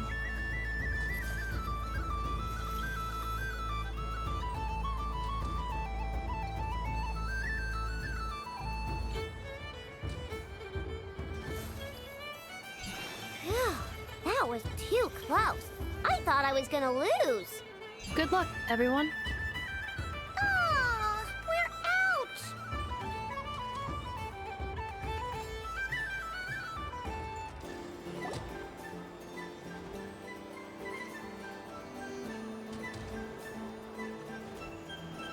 Let me pick a good one. What's it gonna be? You're looking very pleased with yourself there. What happened to being a huge Grumposaurus? I won. Duh.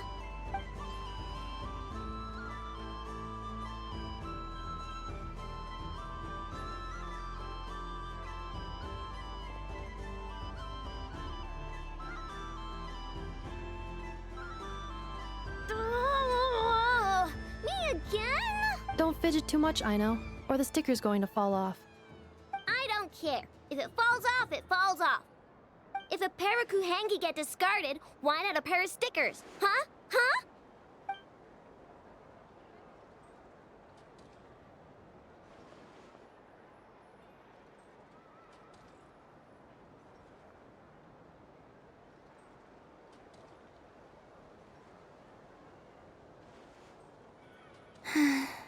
I've lost. Sticker, sticker, sticker!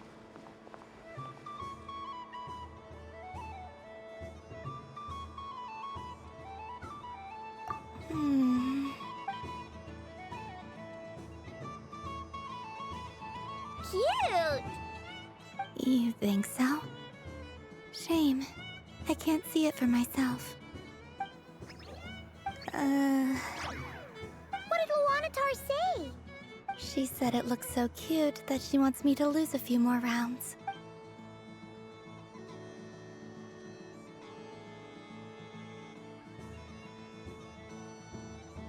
Who put these stickers on Paima's eyebrows? Ugh, she can barely see! Alright, now, I think we got enough evidence to prove that there's a serious problem here. Yes, I agree as well. The culprit is... Inefa! Culprit?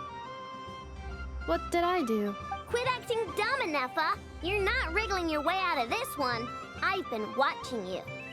Not only did you remember whose side Luanatar started at, but every time someone drew a Kuhenki, you were logging it and calculating every last possibility. Which Kuhenki pairs were gone, who had what color Kuhenki in their hand, even our facial expressions. You were keeping track of it the entire time. Exactly! Why I no said? Putting aside the fact that running calculations is not against the game rules, do you have any evidence to support your allegations?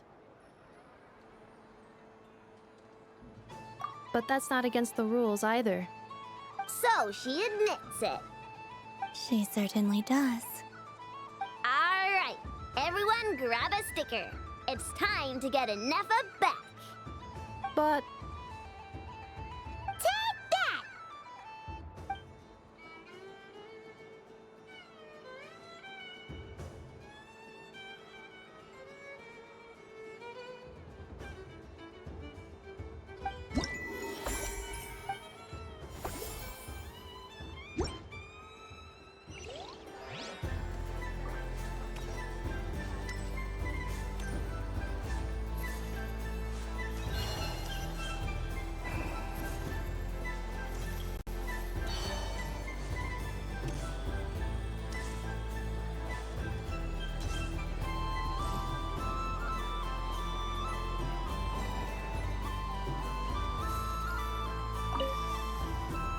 I've seen Lenny and the other children play this game before.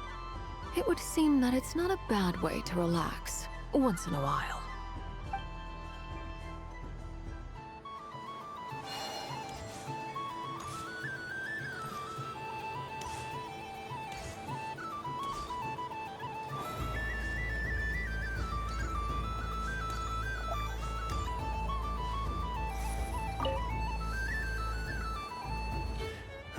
It'd be rude to just leave without saying anything. But at the same time, I don't want to barge into their lively conversation just to announce that I'm leaving. I guess I'll just wait a little longer. Huh? Albedo? This sketch is for you, Grandmaster. Oh, a gift for me. Thanks. Let's see what you've done for me. The North Wind left in a lurch.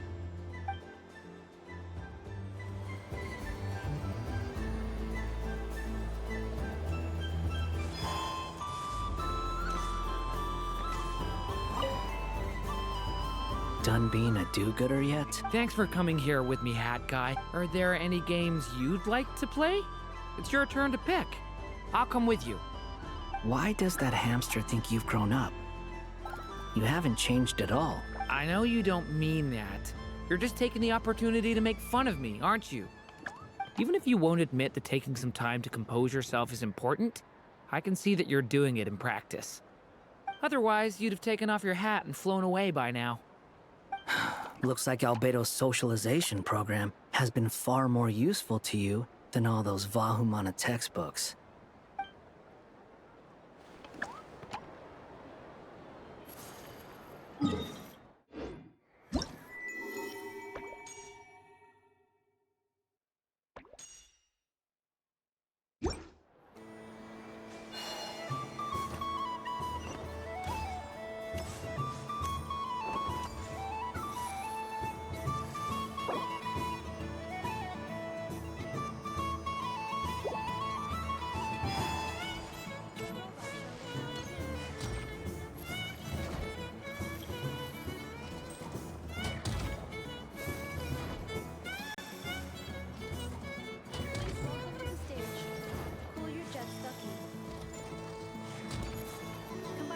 Precision engineering with water cooling technology. This high-performance sprinkler fires powerful, controlled volume of water.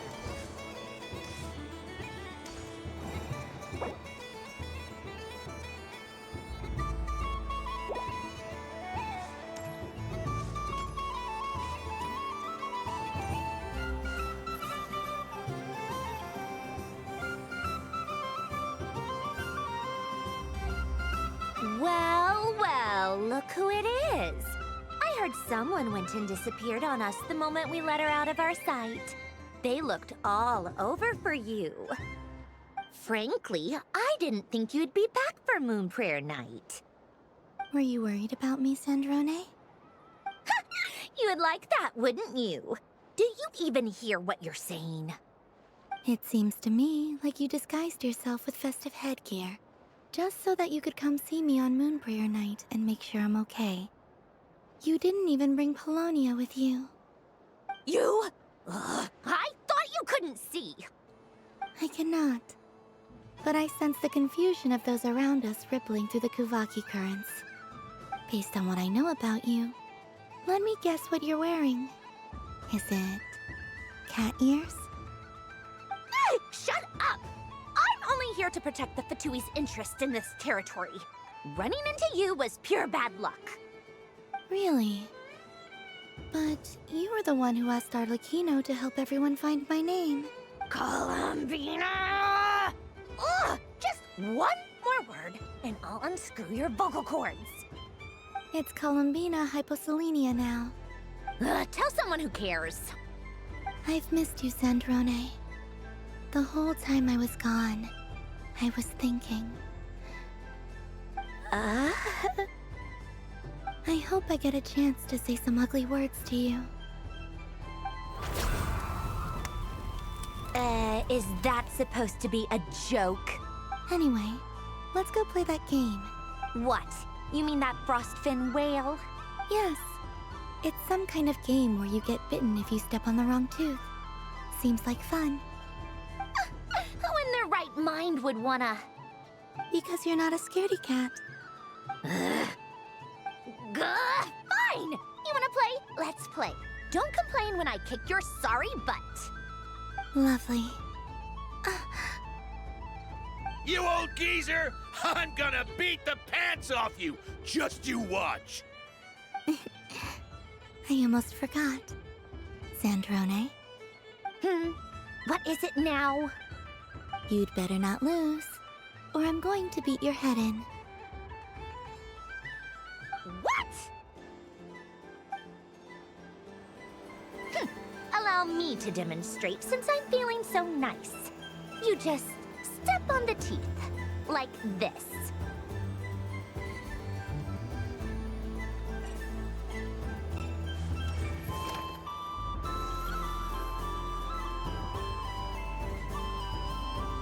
Which should I pick?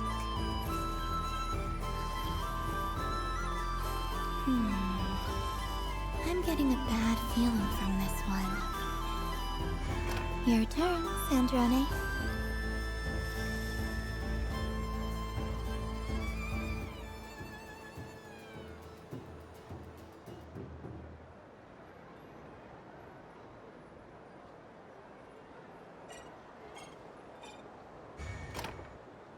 Don't come crying to me if you get bitten.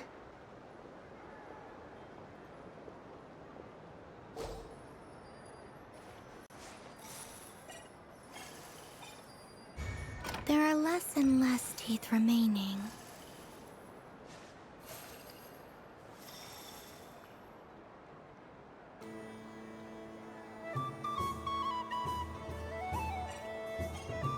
Huh? What's that noise?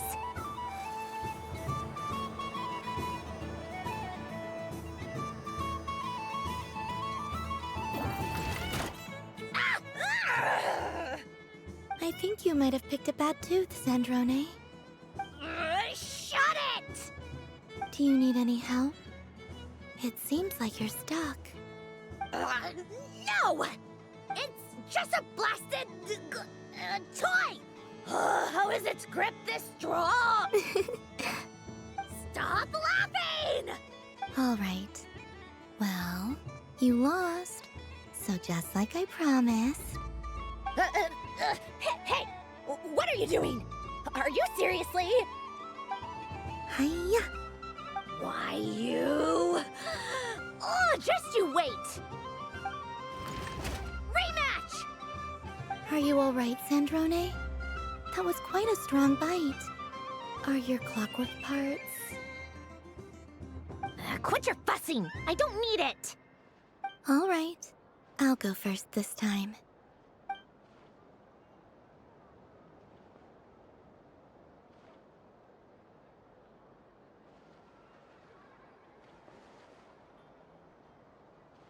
I see it now.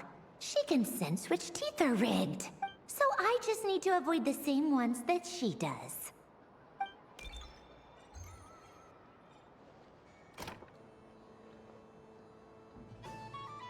This one... Seems fine. She avoided that one then? Now I've got you. All right, my turn.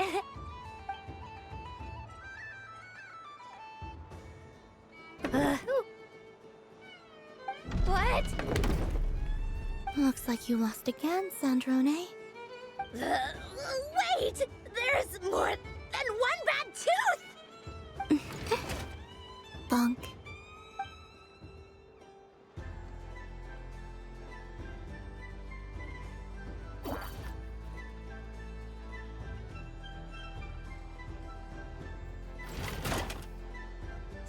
Stupid game! What idiot came up with this?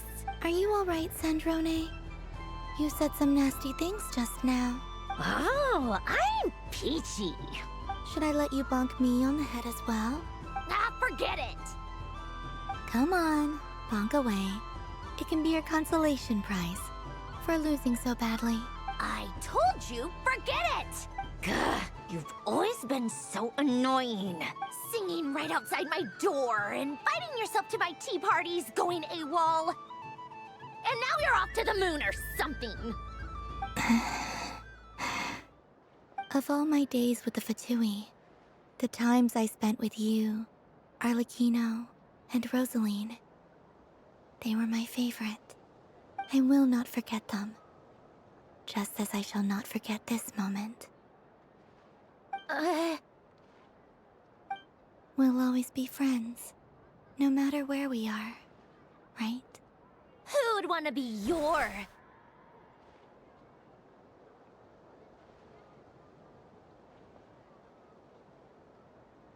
I'll miss you, Sandrone.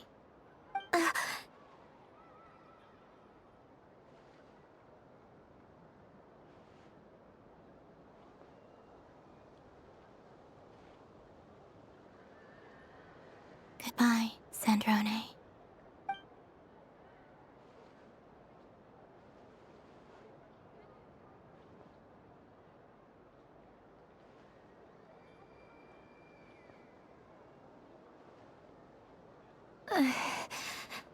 I'll miss you too, Columbina. Sorry, what was that? Ah! Yeesh! No need to freak out. What's wrong? We've been looking everywhere for you. What do you want? Oh, nice ears. What do you want? This. Huh? It's your turn to draw something. You're one of her friends too, aren't you? Doesn't know how lucky she is. Sorry? Nothing. I'm done. Take it. Oh, that was fast. Oh, and one more thing. Last time we spoke, you mentioned you were interested in the Narcissan Kreuz Ordo's research, remember? There were too many people when we last met, so we didn't get the chance to do this. What are you talking about?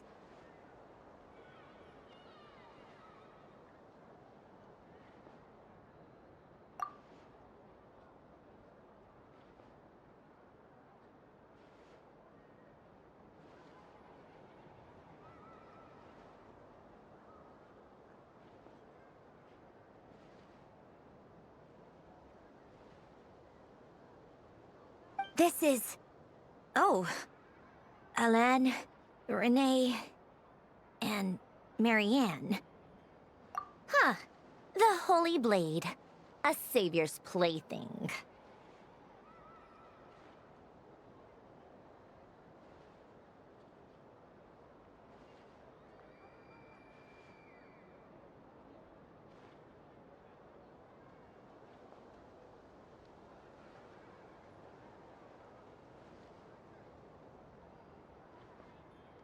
It's not about whether I approve or not. These people, they would sacrifice themselves for the sake of the world. Especially Alain Guillotin and Renee. That is something I would never choose to do. Still, I didn't know they had any pictures left from that time. If I'd have thought to bring a camera, I'd have...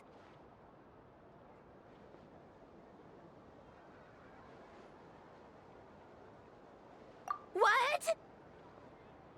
Yeah, of you being bitten by the frostfin whale and Columbina bonking you on the head. Tear it up! Now!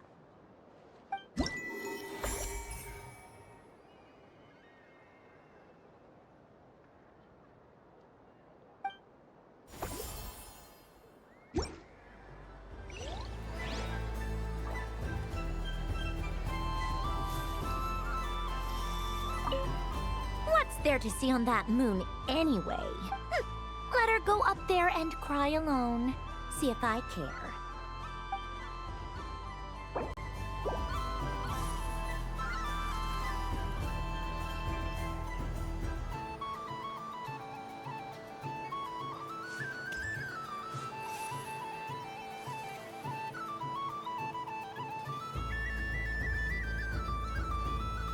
What is going on over here? It looks like fun. Hold it right there! You can't run away from me, Moon Goddess.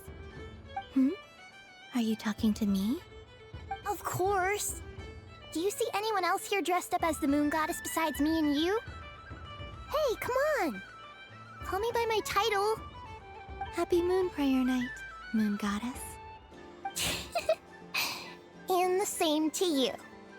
Anyway, there's no time to waste. Get ready for the duel of a lifetime. Duel? Meet my partner, Stacko. Come on out, Stacko! Well, don't just stand there. Let's see your partner. Partner?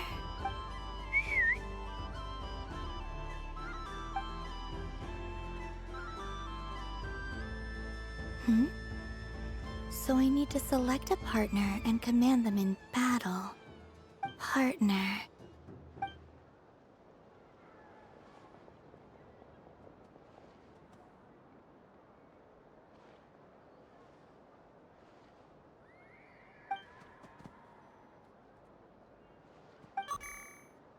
Whoa!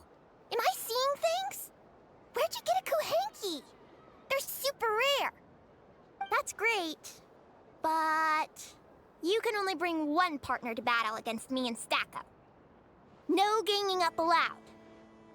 They all look so eager to be picked. Which one should I choose?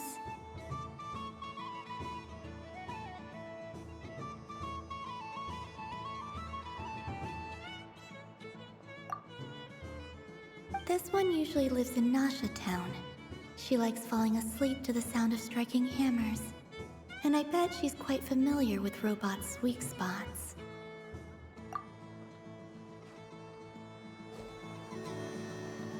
Testing! Testing! Oh, this is an emergency broadcast! An exciting battle is about to take place right here at the Nasha Town Special Arena! In this corner, we have the Moon Goddess and her robot partner. And in the other, we have the Moon Goddess and her Kuhenki partner. Only one Moon Goddess can be victorious in this ultimate battle of destiny. But who will it be? There's only one way to find out. Now, without further ado, let the Battle of the Moons begin! I don't care who we're up against. Stacko and I ain't gonna lose.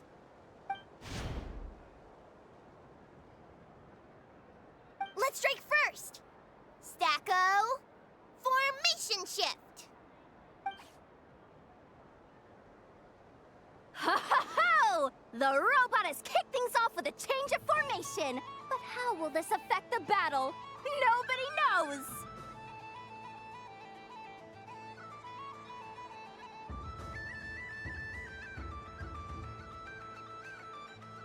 Cautious play from the opposing team!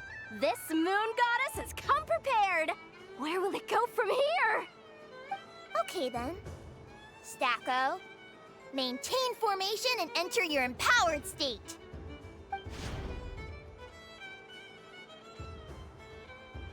Empowered state! There we go! Now we're talking!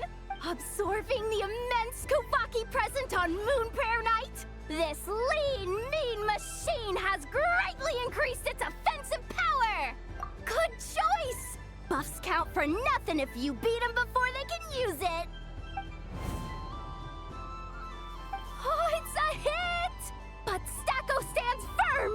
The battle is heating up fast! I'm about to start sweating machine oil over here! Go for it, Stacko! Set Kuvaki to maximum!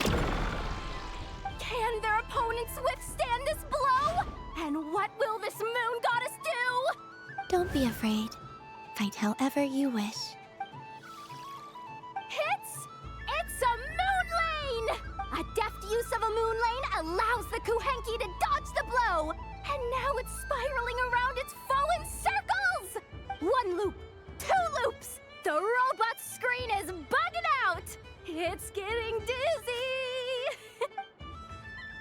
Stacko! Oh, Stacko is down for the count!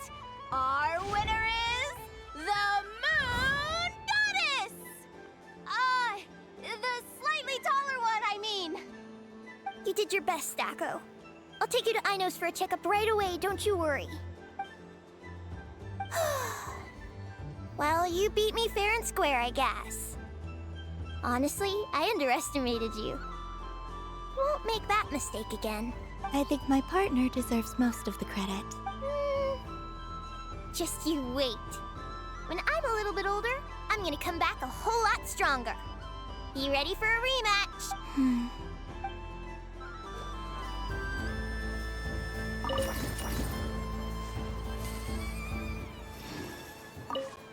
I'm gonna come back a whole lot stronger.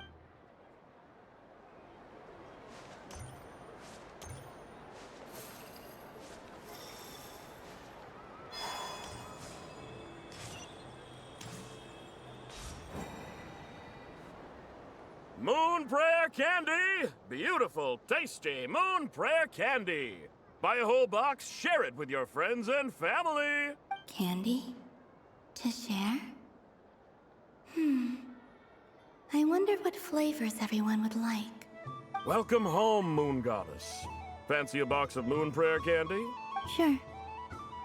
I knew you would. Now, what flavor would you like? I'm not sure. What flavors do you have? Is this for yourself or as a gift? A gift for my friends. Ah, I see. In that case, I'd recommend apple, lockaberry, or midsummerberry. Those are the most popular. Do you have nocturnal blossom flavor? Huh. I've seen couples give those as gifts before, but I did not know they were edible. No? Okay then. Moonfall silver? You did say this was for friends, right? Maybe smetana then. Hey, now that's a creative idea! I've never tried it before, but if you're happy to wait, I can see about whipping up a batch on the spot. While we're at it, you got any other ideas?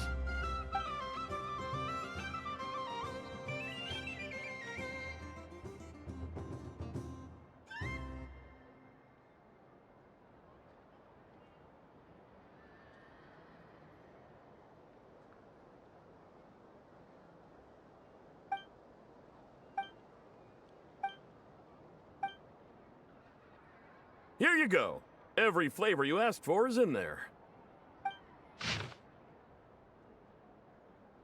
Thank you. I should be the one thanking you! You brought me a whole bunch of new business. It's like a genuine blessing from the Moon Goddess. I hope you and your friends have a lovely night.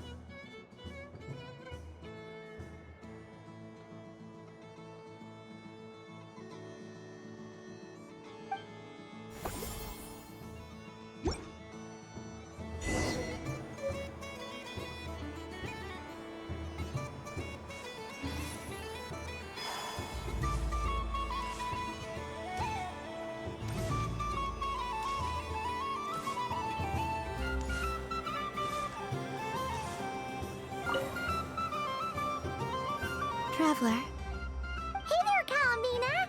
Are you done checking out the festive amusements already? Are you sure you don't want to look around some more? You might not get another opportunity like this for a while. Right now, what I'd like to do is...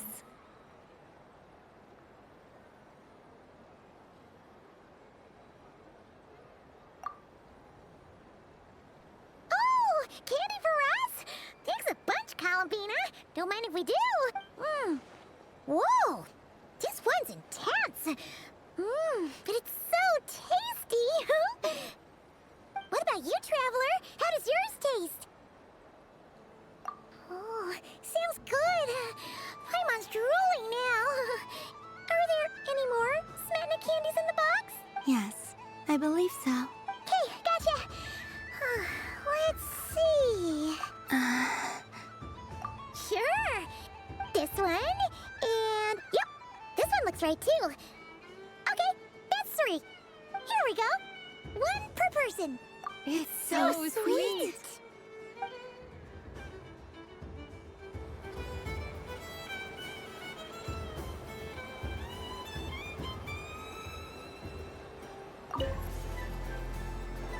Traveler, Columbina! Finished with the festival already? Okay.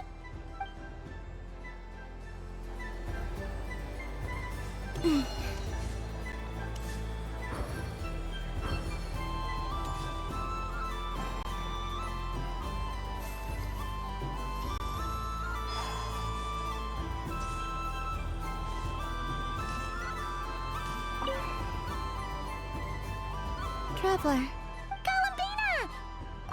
Okay.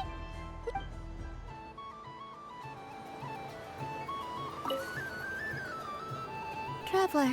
Columbina! Really?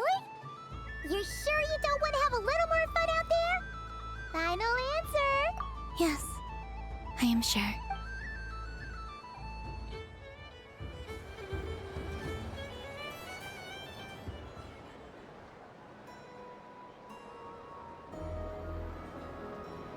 This was the most fun I've ever had on a moon prayer night. Everywhere I went, people were saying, "Welcome home." And there were friends at every turn. I only wish it could last longer than one night. Oh. Yes, you're right. The moon prayer blossoms. Ooh, look! Look! Moon prayer night has come.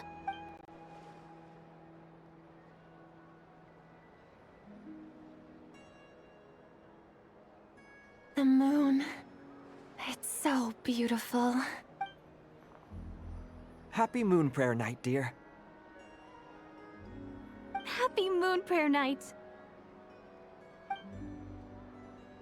Happy Moon Prayer Night.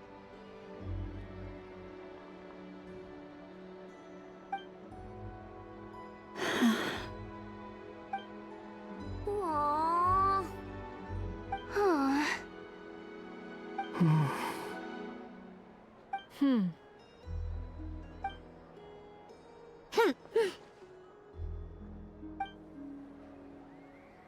Time flies when you're having fun. Oh, looks like the time has come. Columbina. You're heading off, then? Yes, to the ruins you mentioned. And from there, back home to the moon. Wait! I know? At least... Take one of our craft shop's crumb cookies up to the moon with you. You know, for a snack. Sure. Why not? The Curatorium of Secrets believes in proper farewells. No story should be left without a satisfactory endnote. Never. Farewells are an important affair for the Ratniki, too. We never know when we might meet again. Haha! And here I thought grand farewells wouldn't suit tonight's mood. But I suppose friendly passion is not to be stopped, eh?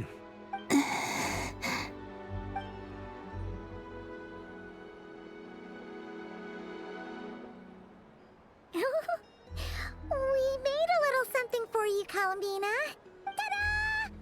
What is it? A Moon Prayer Night greeting card. With drawings by all of your friends. You did mention that you'd like a portrait done, so I took the liberty of creating one for you. I, meanwhile, did the portrait of Mr. Albedo, and Mr. Varka did the same for me. I mean, I think my work was pretty true to life, don't you think? The picture of Ashru was my doing. The two of you seem to get along rather well. Wait, was I the only one who did a full body picture? That's so embarrassing. I did pictures of me and Anefa. I did my own portrait and one for Hat Guy. Plus, there's the two mages, Arlecchino and Cendrune. So, if you ever miss us, just flip the card open and we'll all be right there with you. I don't know what to say. Thank you so much, everyone. This whole moon prayer night was more than I could have ever asked for. It is the greatest gift I have ever received. Lauma, I figured it out. Figured what out? Remember how the Frost Moon Scions used to use milk as invisible ink to write hidden messages? That was a very long time ago. Oh, are you saying? Yes. When I miss you all, I shall use moonlight in the same way, to write words that only you can see upon the moon itself. Wow, that sounds lovely. Quite. But how will we see them? Simply open your windows on nights when the moon shines bright, and the moonlight will naturally flow towards the words I have written.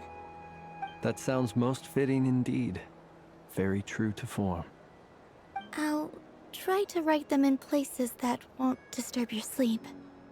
I, for one, would sleep all the better for having read one of your messages before settling down for the night. Exactly. So don't worry about disturbing anyone's sleep. Just promise you'll write to let us know you're okay, all right? All right. I promise.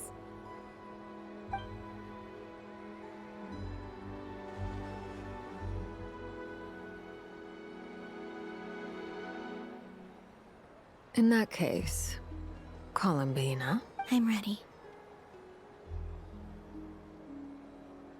Very well.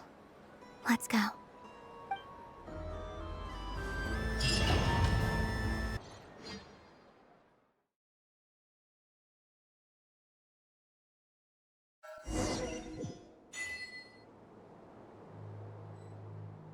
In just a few moments, I will be gone. I still don't know what to expect on the moon. Will I really be able to send messages to my friends? The Kuhenki, the animals of Not Krai. I'll never get to see them again. I wonder where I'll be when the next moon prayer night comes.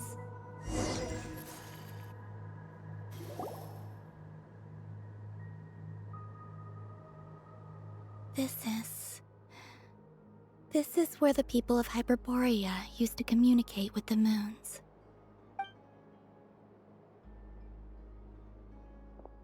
Eternal moon, frost moon, iridescent moon. When the power of all three converge, the gate to the moons shall open. Moon marrow preparations are complete. Only the final step remains. I'm sure Nasha Town is livelier than ever at this moment. Yeah, it's a shame you couldn't be there for it, but it's now or never, right? It's fine. I'm more than happy with this. My last piece of luggage. My only piece of luggage.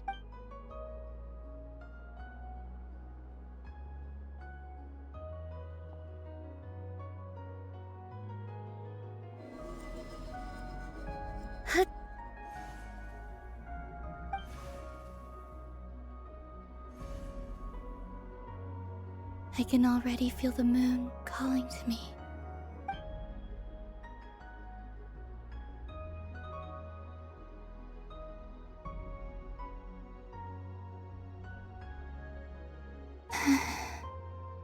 Your home lies on the far side of this light, Columbina. From now on, we will at last have a reason to pray to the true moon. Columbina. Yes? I'm listening. Be sure to come back and see us when you get the chance.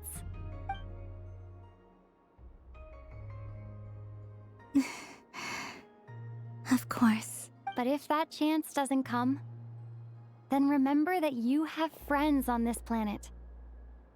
People who will miss Columbina. Yes, I will. Thank you for everything you've done for me. And remember, come night or day, the moonlight shall always connect us. Well then, farewell, my friends.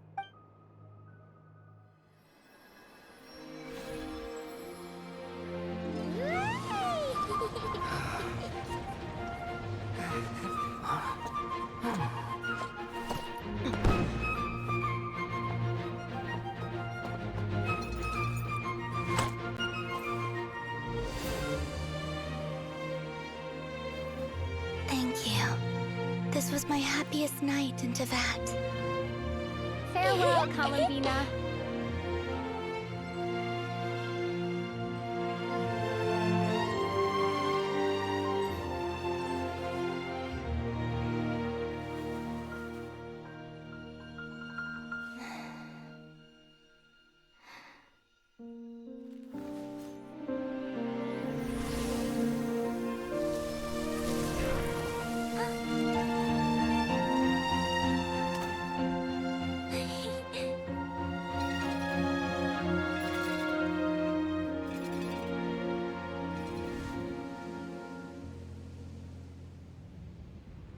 The moon really is closer than ever tonight.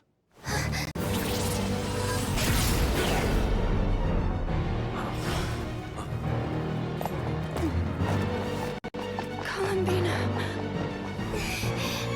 All 3 moons in one place. Time for one final experiment. Reason, life, death, time and space. They all believed I would fail.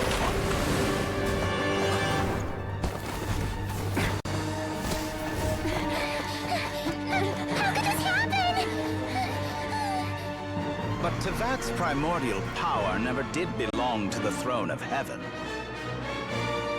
And now, they are mine.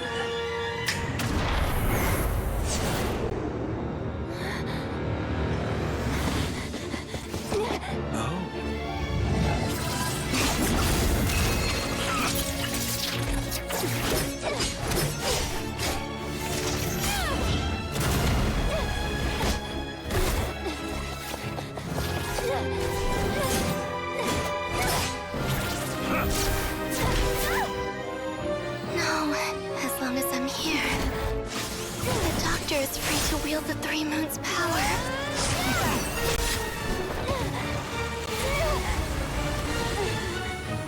It's the only way.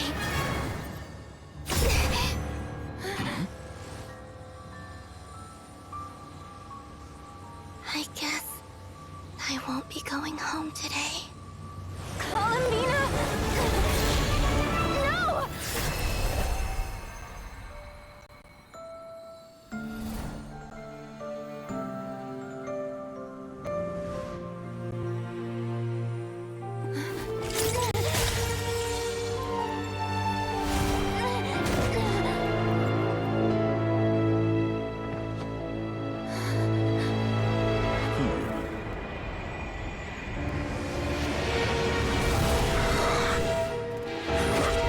Stubborn world, do not try to control me.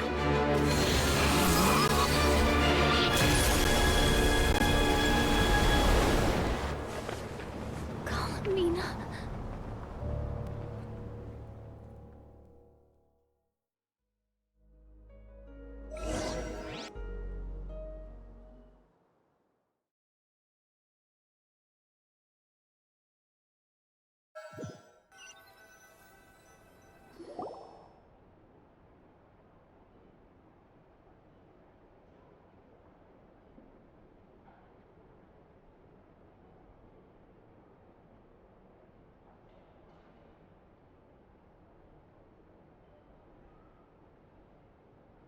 Are you all right?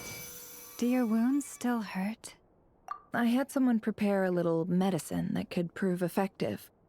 Take it if you need to. In that case, Let me relate the contents of the call we made to Alice after the incident occurred. That Dottore is a crafty one. He distracted the Hexenzirkel by creating a huge fuss at Tevat's borders. I'd assumed that the cause was an abyssal intrusion from the outside world, which in fairness is a rather common occurrence. But after learning that you managed to influence the phantoms in Nordkrai, I realized that perhaps this interference could have come from within Tevat instead. But we weren't able to change their fates. True, you couldn't change how their stories ended, but you did build some variables around yourself. Variables? Yes. Things you heard that you could not otherwise have learned, ideas that would otherwise have never crossed your mind. All these things are variables. Of course, most variables usually pale into insignificance with the myriad of possibilities floating around. But the moment you start treating them as building blocks and intentionally stacking them, that changes things. That's what Dottore did, and it's how he created the necessary conditions so that when you activated the portal tonight, it played right into his plan. However, we have no way of knowing exactly what he did. Yeah, we also need to ascertain Columbina's status. And that about sums it up. As I suspected, Dottore has disappeared completely. If it's any consolation, he wasn't able to control Columbina as he might have wished to. Oh no! What? She did what? All we saw was Dottore appeared and used some kind of power. The next thing we knew, he and Columbina were gone and you were falling into the sea.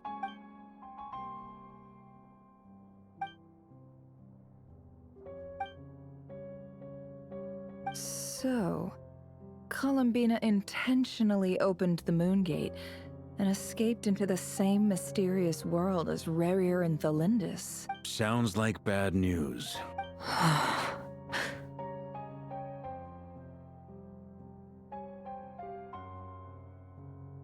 Seen in that way, the trilunar syzygy and Revir's emergence, Dottore might have been pulling the strings in both cases. According to Miss Alice, he is attempting to transcend his destiny and finish an experiment that only a god might complete. An utter lunatic. Wait a sec, where's Hat Guy? Seems like he'd want to be here for this. He took off with a Dodo communication device after we spoke to Alice. He said he had a hunch that he wanted to investigate by himself. The look on his face was terrifying. I've never seen him like that before.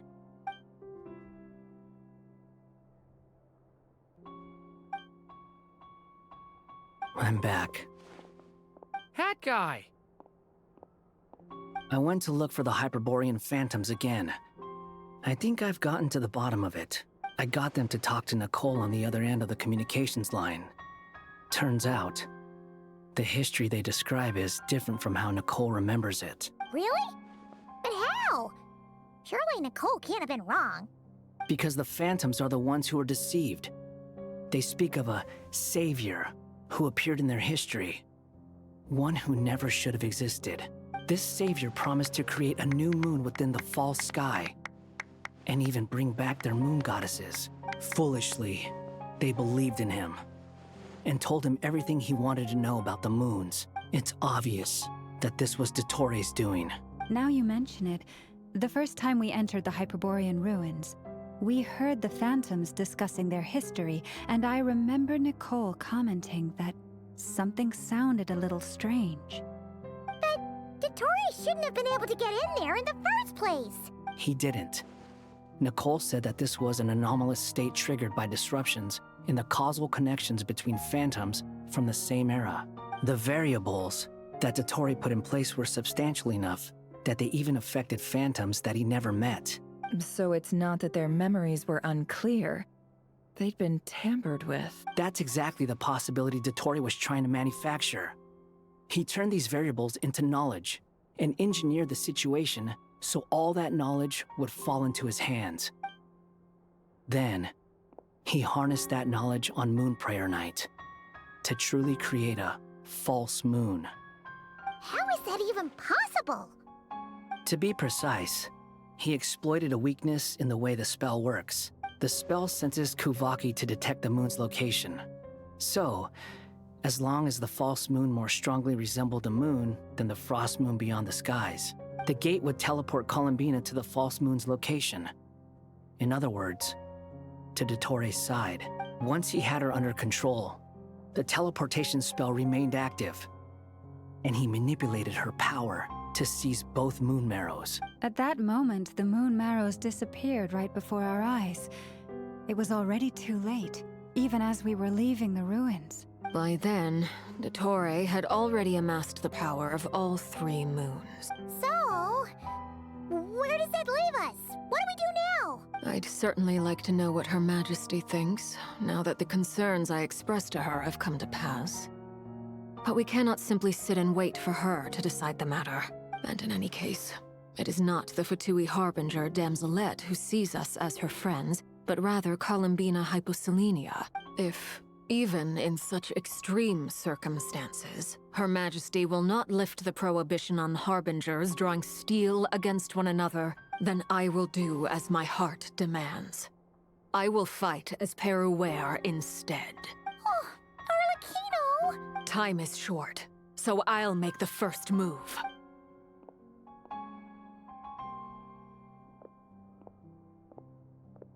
Whew. Even Arlecchino seems to be losing her cool now.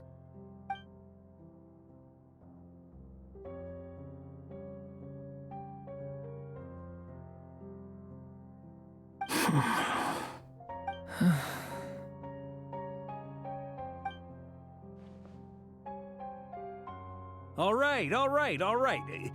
Lose those dejected looks for a moment and let me get a word in. It looks bad, I won't lie. Very bad, in fact. So Dottores pulled some real dirty tricks to gain the upper hand. For now. And yeah, it's to the point where even the mages say that his variables have affected destiny. I'm not so sure, though. Many have told me that Tevat's destiny is fixed, and that does appear to be the case. Well, what makes Dottore so sure he'll be the exception? And since he was able to stack these variables up, who's to say we can't do the same?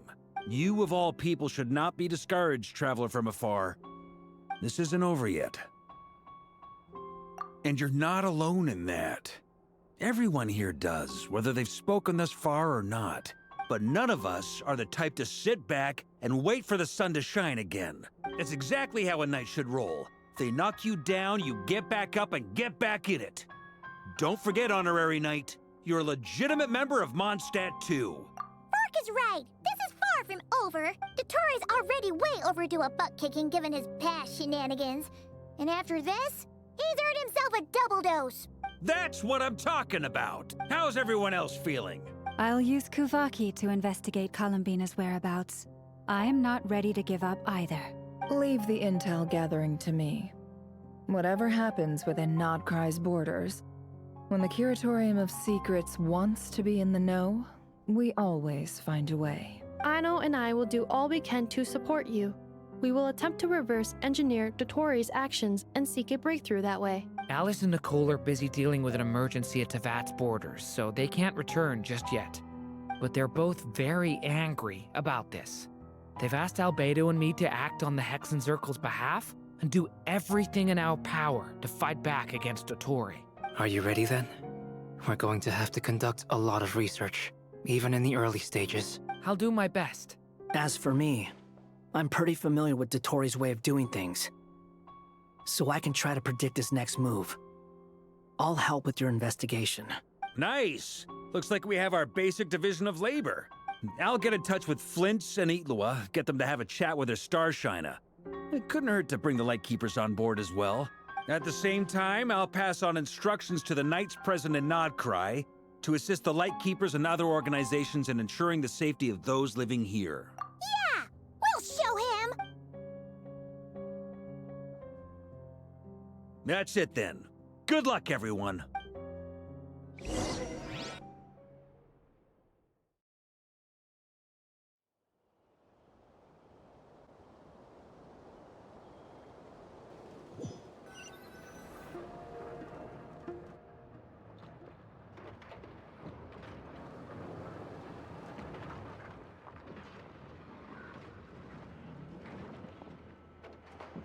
I never thought that Columbina would become my real name.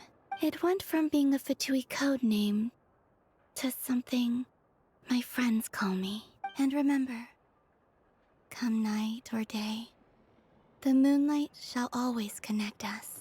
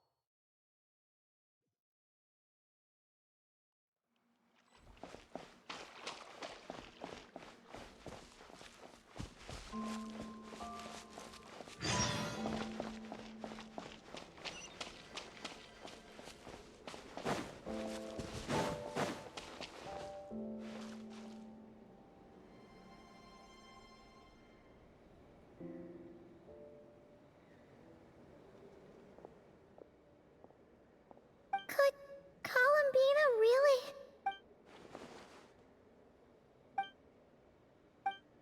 Columbina?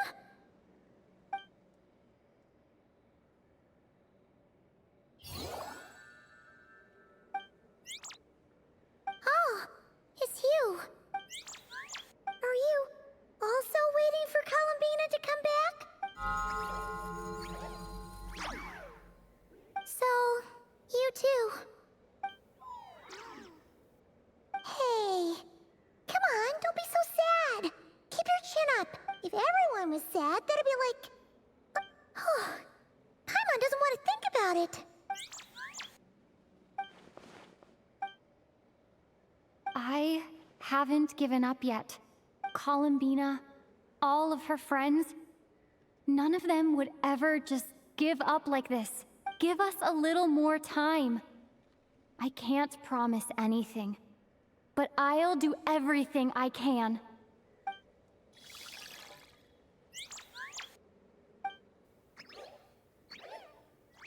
Are they cheering for us? Thank you. Do you need us to help you with something? This Kohenki. Paimon thinks she looks a little flustered. Why don't you play something? If they hear a familiar melody, maybe they'll calm down a little bit.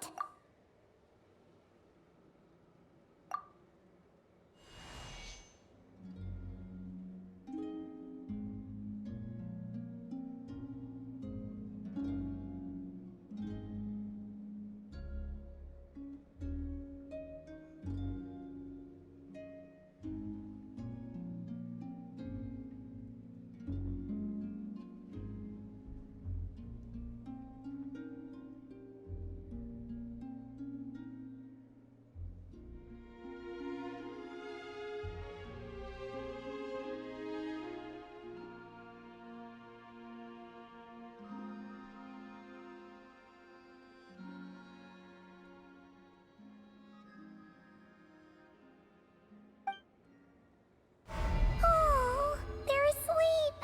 Looks like they haven't had a good rest in a long time. Shh, let's leave.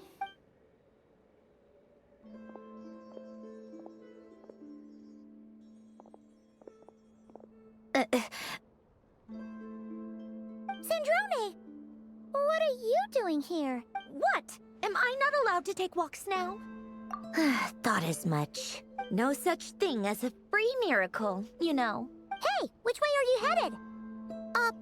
Paimon means we don't see much of each other. Maybe we could join you for a bit. Let's not. I'm not in a good mood today and don't have anything nice to say. Besides, comfort is the last thing this place needs.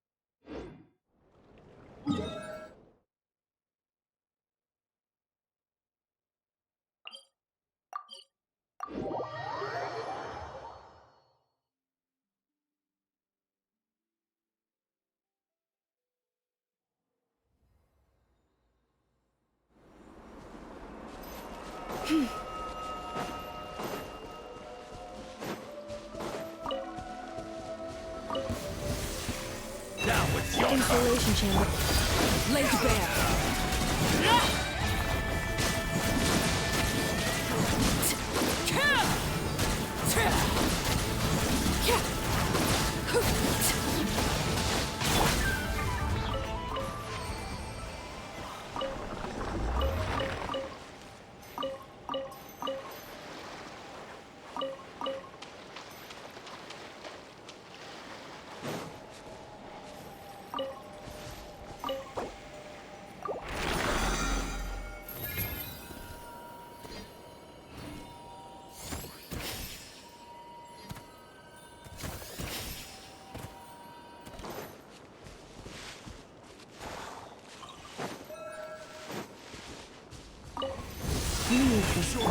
Cleanup sequence initiated.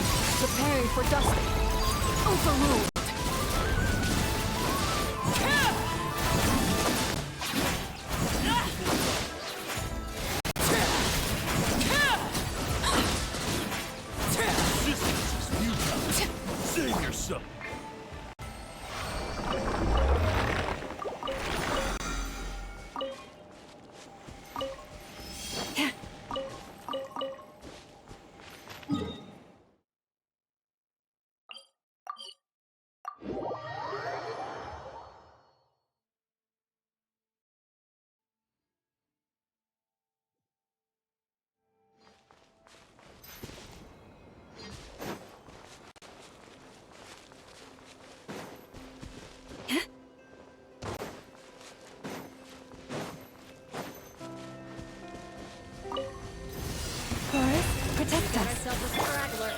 defensive mode transfixed. Witness my rise. Overruled.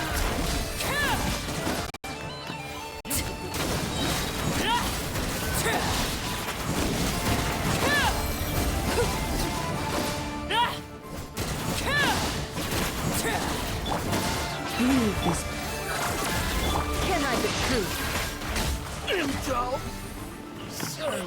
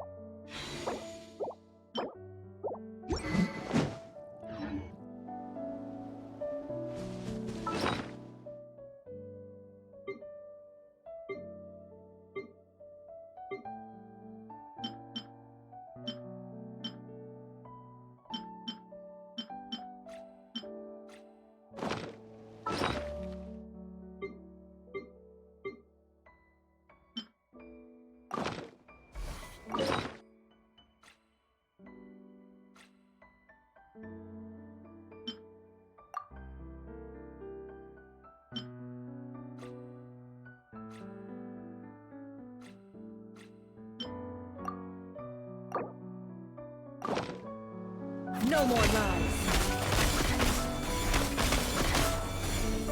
It all adds up. Defensive mode engaged.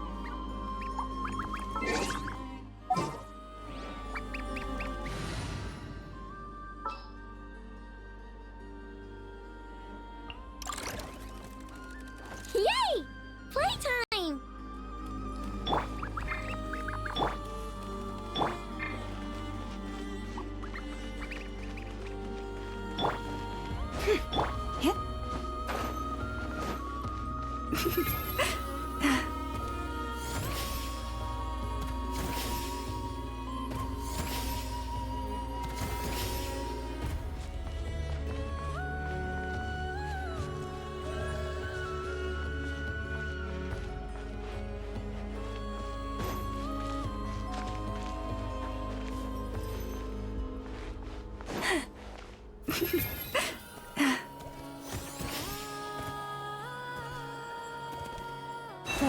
protect us.